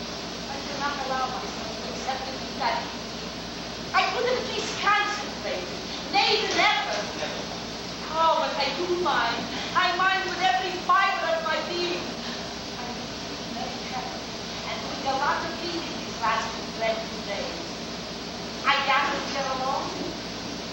Well, my first wife is not in the room. She's upstairs lying down. Oh. I imagine that my second wife was with her, but of course I have no way of knowing for certain. You haven't marked no difference in the texture of your first wife since the accident. She seems as much as usual. A little under the weather, perhaps, and trifling low spirited, but that's all. Well, that washes that out. I'm afraid I don't understand. A little theory I have. In the 19th century, there was a widespread belief that a ghost had participated in the death of a human being disintegrated automatically. How do you know that Elvira was in any way responsible for Ruth's death? Elvira. Such a pretty name. It has a lilt to it, hasn't it? Elvira. Elvira. You haven't answered my question. How did you know? It came to me last night, Mr. Fatima. It came to me in a blinding flash. I had just finished reading my own thing and turned down the light. I started up in bed with a scream. Great Scott, I said. I've got it. Then I began to put two and two together. And at 3 in the morning, with my brain fairly seething, I went to work on my crystal. But it was unsatisfactory. It was cloudy, you know. I would be very much obliged if you would keep any theories you have regarding my wife's death to yourself, Mademoiselle. But my one desire is to help. I feel I have buried the miss the entire affair. Not only this, but untidy. I'm afraid there is nothing whatever to be done. There is. I have found this formula. Here it is. I copied it out of Edmondson's Witchcraft and its Byway. What the hell are you talking about? Look up your house, Mr. Candlelight. All is not lost. Now look here, Mademoiselle. You still wish to see the theorization of first life, I suppose. Of course I do. I'm perfectly furious with her. But what? She's been very upset the last few days. You see, apart from my being angry, she always hated me when she was alive. Ruth, my second wife, was hardly left us alive alone. You must see that she's been having a pretty bad time of it, but with one thing and another. Your delicacy of feeling doesn't drag it. What I should like to say if you forgive my blunt is that you're a damn fool, Mr. Catamani. Liberty to think whatever you please. No. Don't get on your high horses. There's no sense to that. I have a formula here that will think to get rid of her without hurting your feelings in the least. All that is required is complete concentration from you and the minor trance from me. I may easily be able to manage it without lying down. No. What's she doing here? She came to offer me condolences. Well, they might have been her congratulations. Please don't talk like that, Elvira. It's in the worst possible taste. Oh, Mademoiselle, I'd like to introduce my first wife. How do you do? What does she want, Charles? I really must speak to you. In what part of the room is she at the moment? She's moving about rather rapidly. I'll tell you where she settles. She's the one who got me here in the first place, isn't she? Yes? Well, why doesn't she get me out of here? I can't stand this out another minute. See, Elvira, I'm surprised. Don't be surprised at me. I am tired of this whole thing. I want to go home. Be so childish. I'm not being childish. I mean it. Very interesting. I smell ectoplasm strongly. What a disgusting thing to say. Where is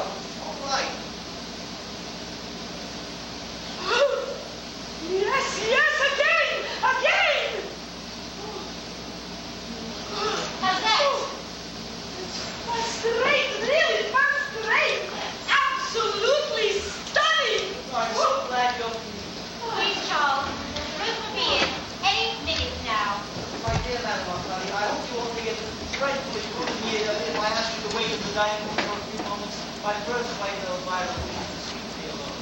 Must it's so lovely being actually here in the same room with her. Just for a few minutes, I promise she'll be here when you come back. Very well. Hand me my bag, will you? It's on the sofa. You darling, you little darling. How good is she really? I don't know. Can she get me out of here? Oh, but my dear child, Don't call me your dear child. It's smug and supercilious. there's no need to be rude. This whole thing has been a failure. A miserable, dreary failure, and with high hopes I started out You with. can't expect much sympathy from me, you know. I'm perfectly aware that your highest hope was to murder me. Don't put it that way, Charles. It sounds Well, beastly. it is beastly. It's the beastliest idea I ever heard. There was a time, Charles, when you would welcome the chance to be with me forever and ever. Your behavior has shocked me immeasurably, Elvira. I had no idea you were so unscrupulous. Oh, Charles. Not right.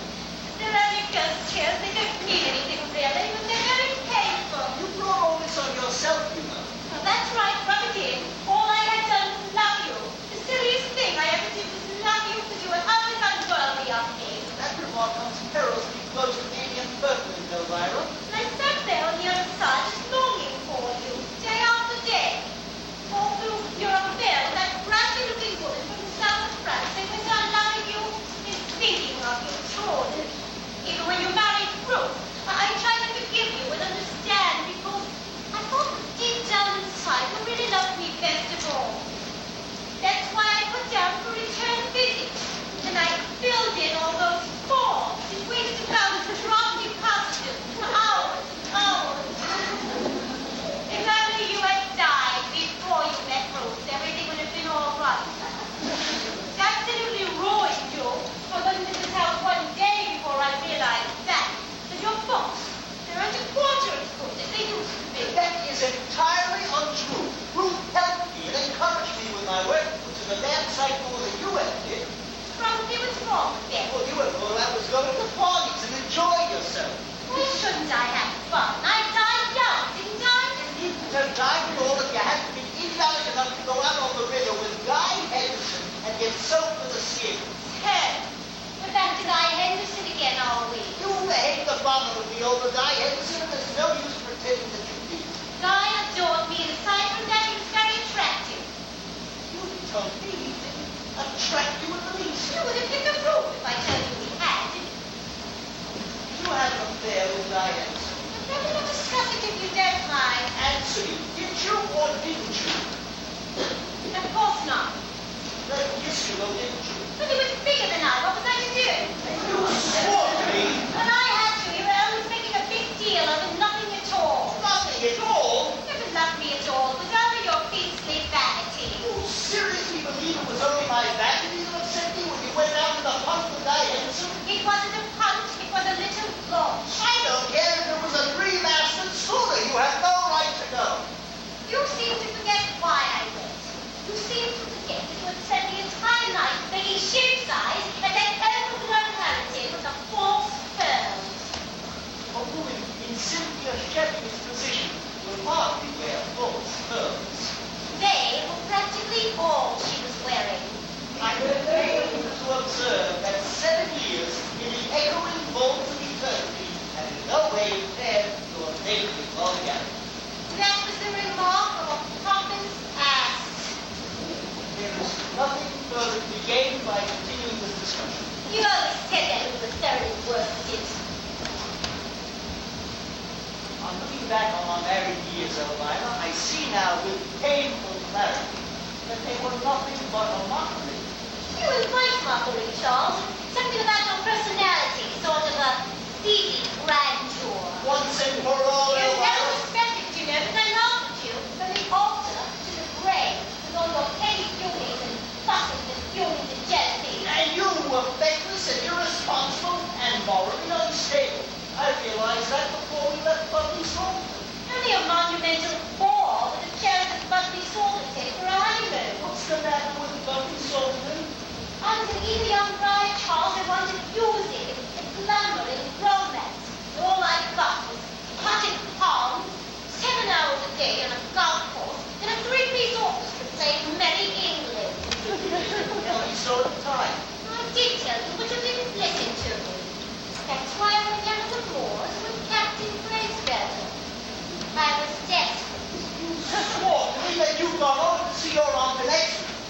because the boss.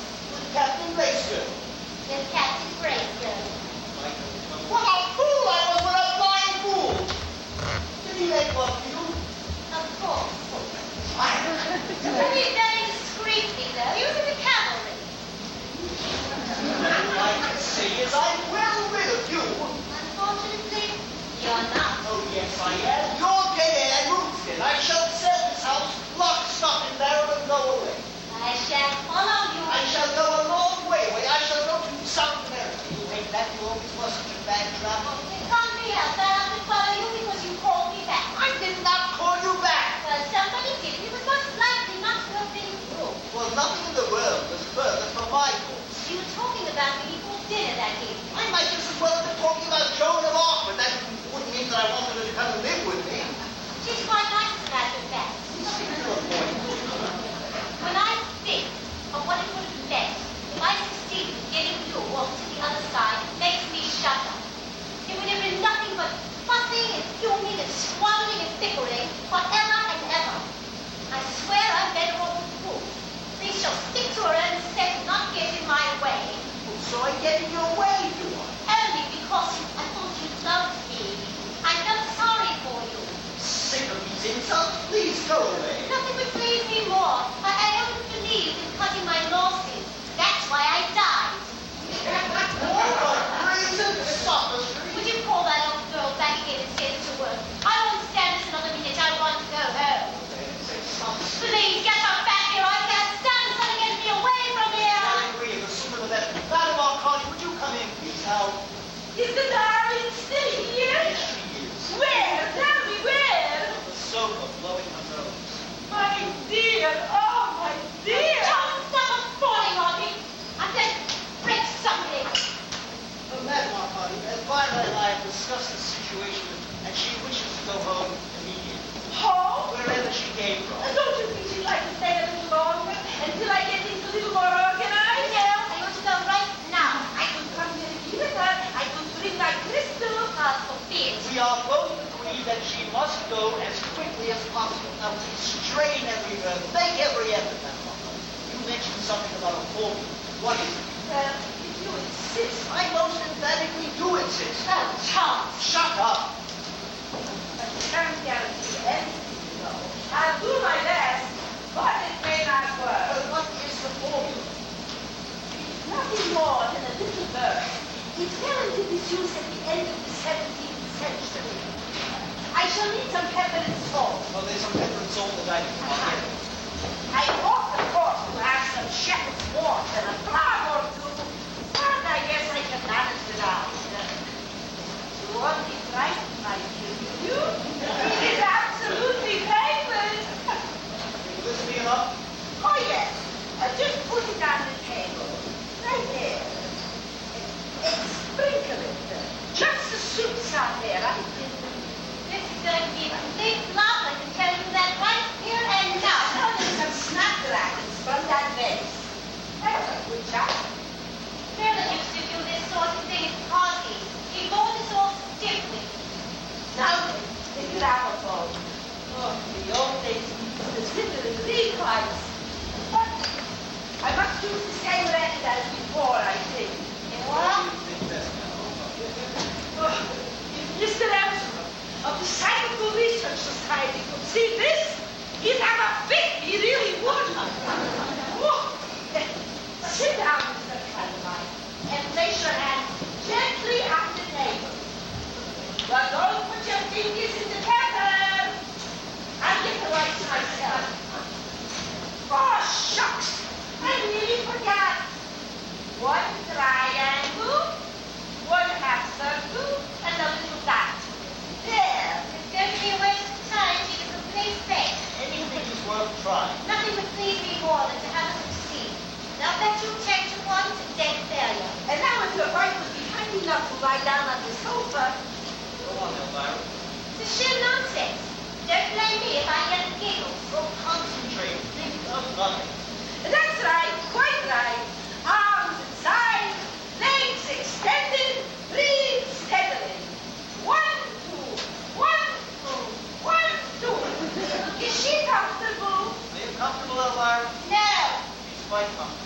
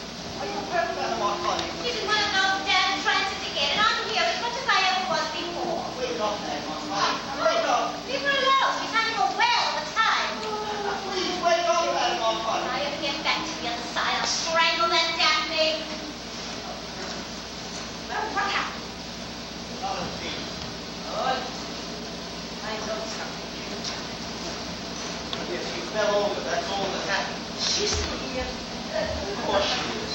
How disappointing. Mick, but it was Rosalie's fault. I'm sick of being messed about like this. Why, she's doing her best. I sensed it in my grasp. I felt it shiver through me.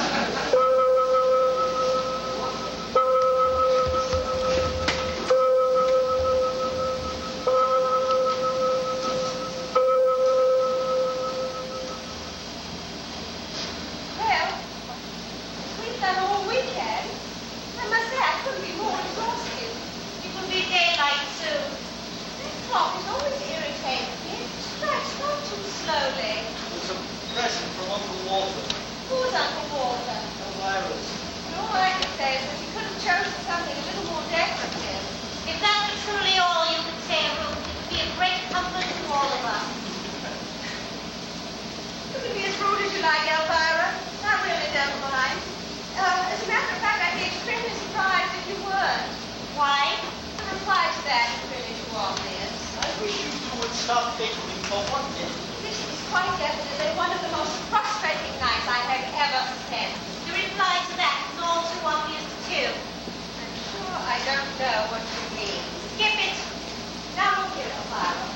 If you and I have got to stay together indefinitely in this house, and it looks unpleasantly likely, we shall just have to come to some sort of arrangement. What sort of arrangement? You're not going to stay indefinitely in this house. Where with you then? We shall have to be with you. I don't see why. Why don't you take a cottage somewhere? If you called us back. I've already explained to you until I'm black in the face that I did nothing of the sort. Well, Grandma Toddy said that you did. Grandma Toddy's a blood-flowing fool. You really are behaving very shabbily, Joel. I don't see what I've done. We have all agreed that if Elvira and I are both dead, it would be both right and proper for us to dematerialize again as soon as possible. That I admit.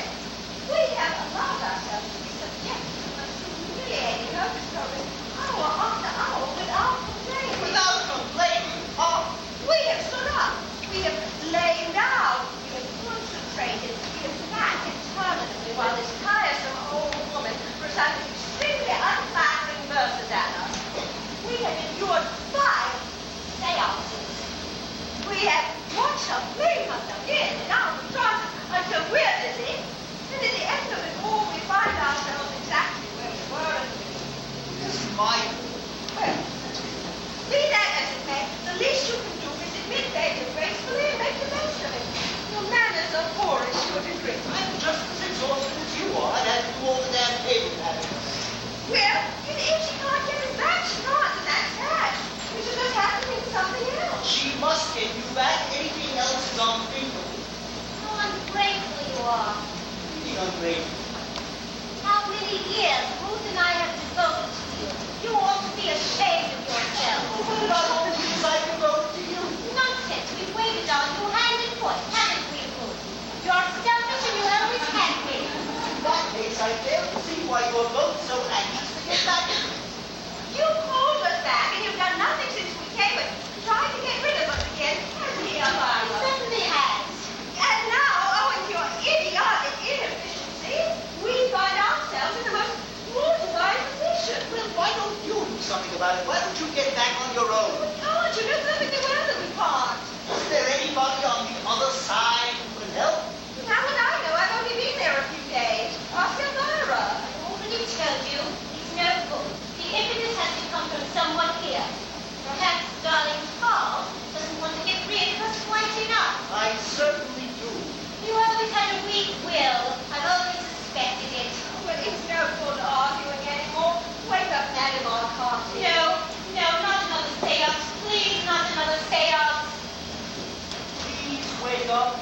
Hardy. Shake her. Might upset her. I don't care if it kills her. Please wake up, Madam Hardy. What time? 5:10. What time did they go off? Over an hour. Excuse me. Well, I make a note of it in my diary. Are they still here? Yes. How disappointing. Any suggestions? We mustn't give up hope. Chin on. Never give in. That's my motto. Schoolgirl phraseology is driving me mad. Now then. Now then what? What say we go into another seance, and this time really put our shoulders to the wheel. Make it a real rouser. For God's sake, not another seance. Don't you think, Madam Hardy, that perhaps we've already had enough seances? They haven't really achieved much, have they? Rome wasn't built in a day, you know. No, it wasn't, but... So then cheer up, away with melancholy. Madam Hardy, before you go off into any further trances, I really think we ought to discuss the situation. Good. Excellent idea. And while we're doing it, I'll have another one of these delicious sandwiches. I'm as hungry as a hunter. Would you like some more beer? No, thank you, that's enough. Very well, I think I'll have a small whiskey. Then make it a double and enjoy yourself. One day, I intend to give myself the extreme pleasure of telling Madame Arcati exactly what I think of her. She's doing her best. And the girls getting this family. They are, I'm afraid. We'll yet. Don't be that hearted. We're not very careful to materialize our hockey team. Now then, the discussion, Mr. Cataline. Fire away.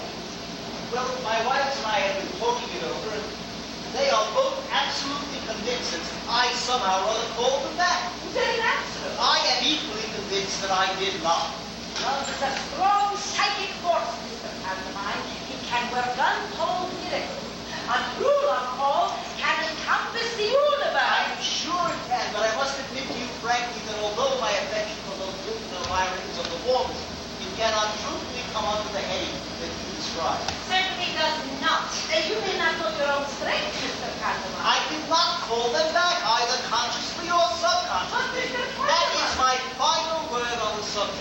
Neither of them could have appeared unless there was somebody, a psychic subject in the house, who wished for them. Well, it wasn't me. Maybe it was Dr. Bradley. My nephew, he can. Are you sure? Are you really sure? Absolutely positive. Great Scott! I believe I've been barking up the wrong tree! What do you mean? The Sunday case. I don't understand. There's no reason why you shouldn't put before your day. I wonder. You should explain what was the Sudbury case. That was the case that made me famous, Mr. Pantomime. It was, as you might describe in theatrical parlance, as my first smash hit. I received letters from all over the world, especially India. But what did you do? I even materialized old Lady Sudbury after she had been permanently entrenched in the private chapel for over 70 years. Well, how? Do you remember how? Chance of proof. It happened by the nearest coincidence. Well, what proof? What did you do? All in good time. Now let me see. Who was here during our first seance? The Bradmans, Ruth, and myself and you. But the Bradmans weren't here last night, were they? No. Quickly, my crystal.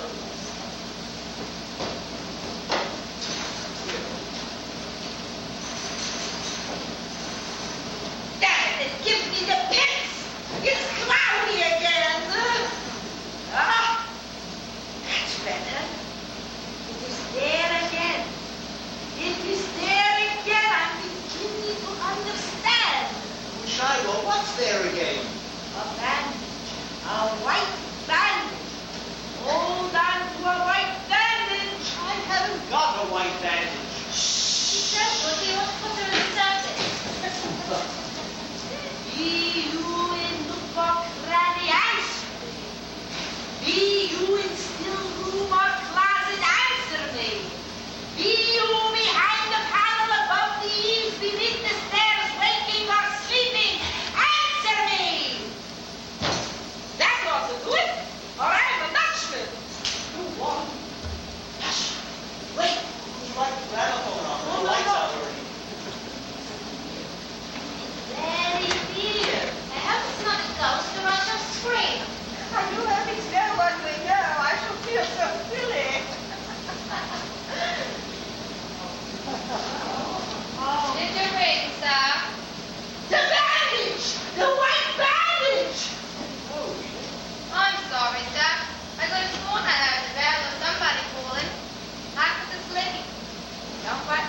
Chipper. Come here, child. Oh, I'm going, Madam Arcadi. It's quite all right. And whom do you see in the room, child? Oh, dear. Answer, please. You, madam. Go on. The master. Anyone else? Oh, no, madam. Look again. Please, sir. Down, child. Don't beat about the bush. Look again. Wait, we don't concentrate on it. Be still. Not. See anyone else now? Oh, no, madam. She's lying. Madam. They always do.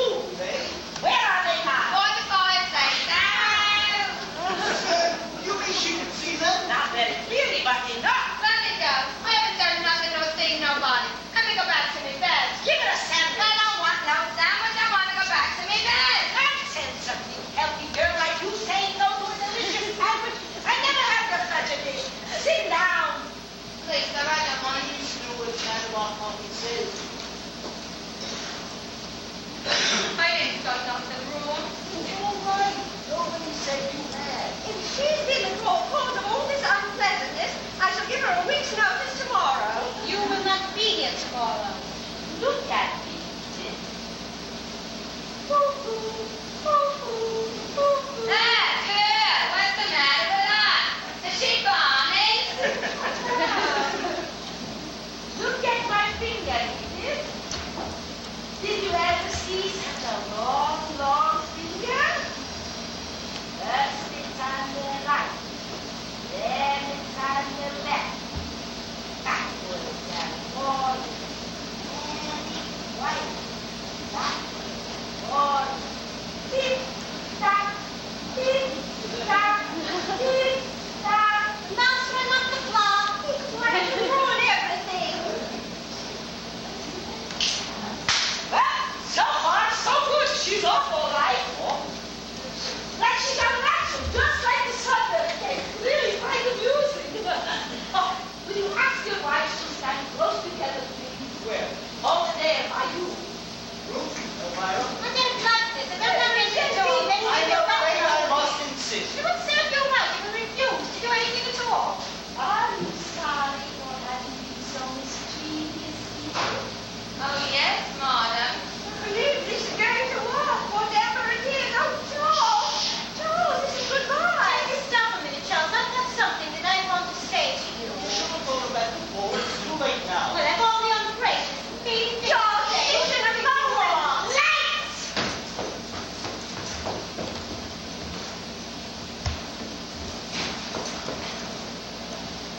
You know what you have to do now. Don't you, Edith? Yes, madam. Oh, beloved, away.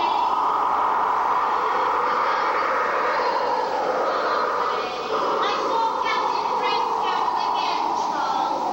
Several times. I went to 400 with you while you were in Nottingham. I must say, I couldn't have enjoyed it more. You're getting rid of us so easily, my dear. You'll be no here to see us, but we shall be here all right. And I think we behave disgracefully. So get on with business. I just want to say, here and now. Ladies, hurrah! We've done it! That's enough singing for the moment, Peter. Shall I turn on the lights? No, I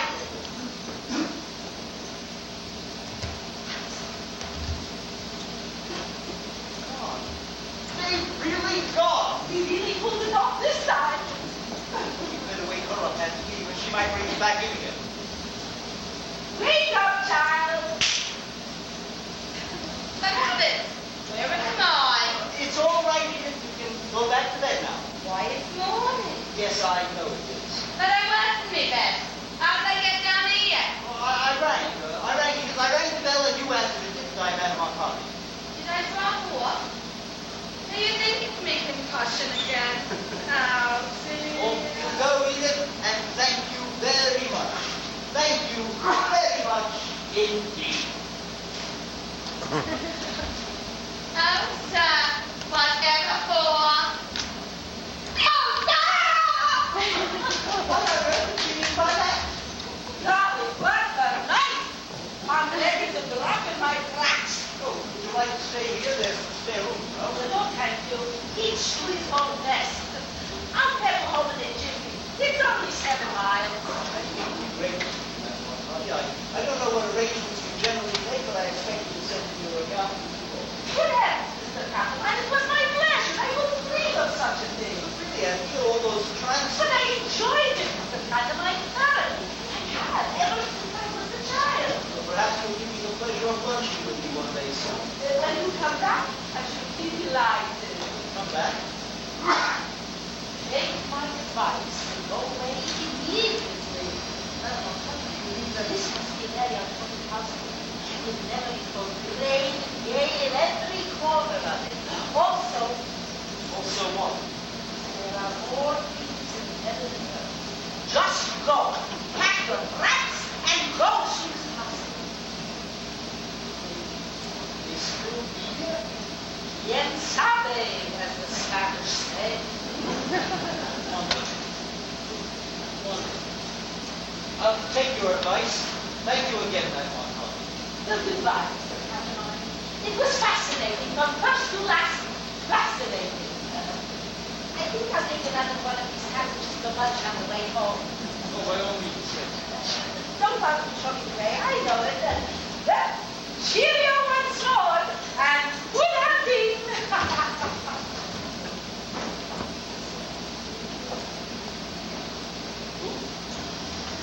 Elvira?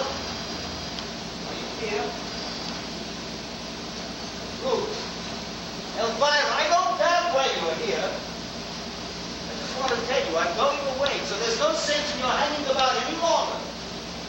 I'm going a long way away, somewhere where I don't think you'll be able to follow me. In spite of what Elvira said, I don't think spirits can travel over water. Is that quite clear, my darlings? You said in one of your more acid moments, Ruth, that I did Hagrid all my life. How right you were. But now I'm free, Ruth, dear. Free not only of Mother and Mrs. Winthrop Llewellyn and Elvira, but free of you too. And I should like to take this farewell opportunity to say that I'm enjoying it tremendously. I thought so. You were very silly, Elvira, to imagine that I didn't know all about you and Captain Greyskirt. I did. But what you didn't know is that I was extremely attached to Laura Westlake at the time. I was reasonably faithful to you, Ruth, but I doubt that it would have lasted much longer. You were becoming increasingly domineering, you know, and there's nothing more awkward than that, is there? Farewell, my darlings. I'm sure that we're going to meet again someday, but until we do, I'm going to enjoy myself as I've never enjoyed myself before. Hey, you can break up the house all you want to. I'm leaving it anyway. Be kind to me and send out good thoughts.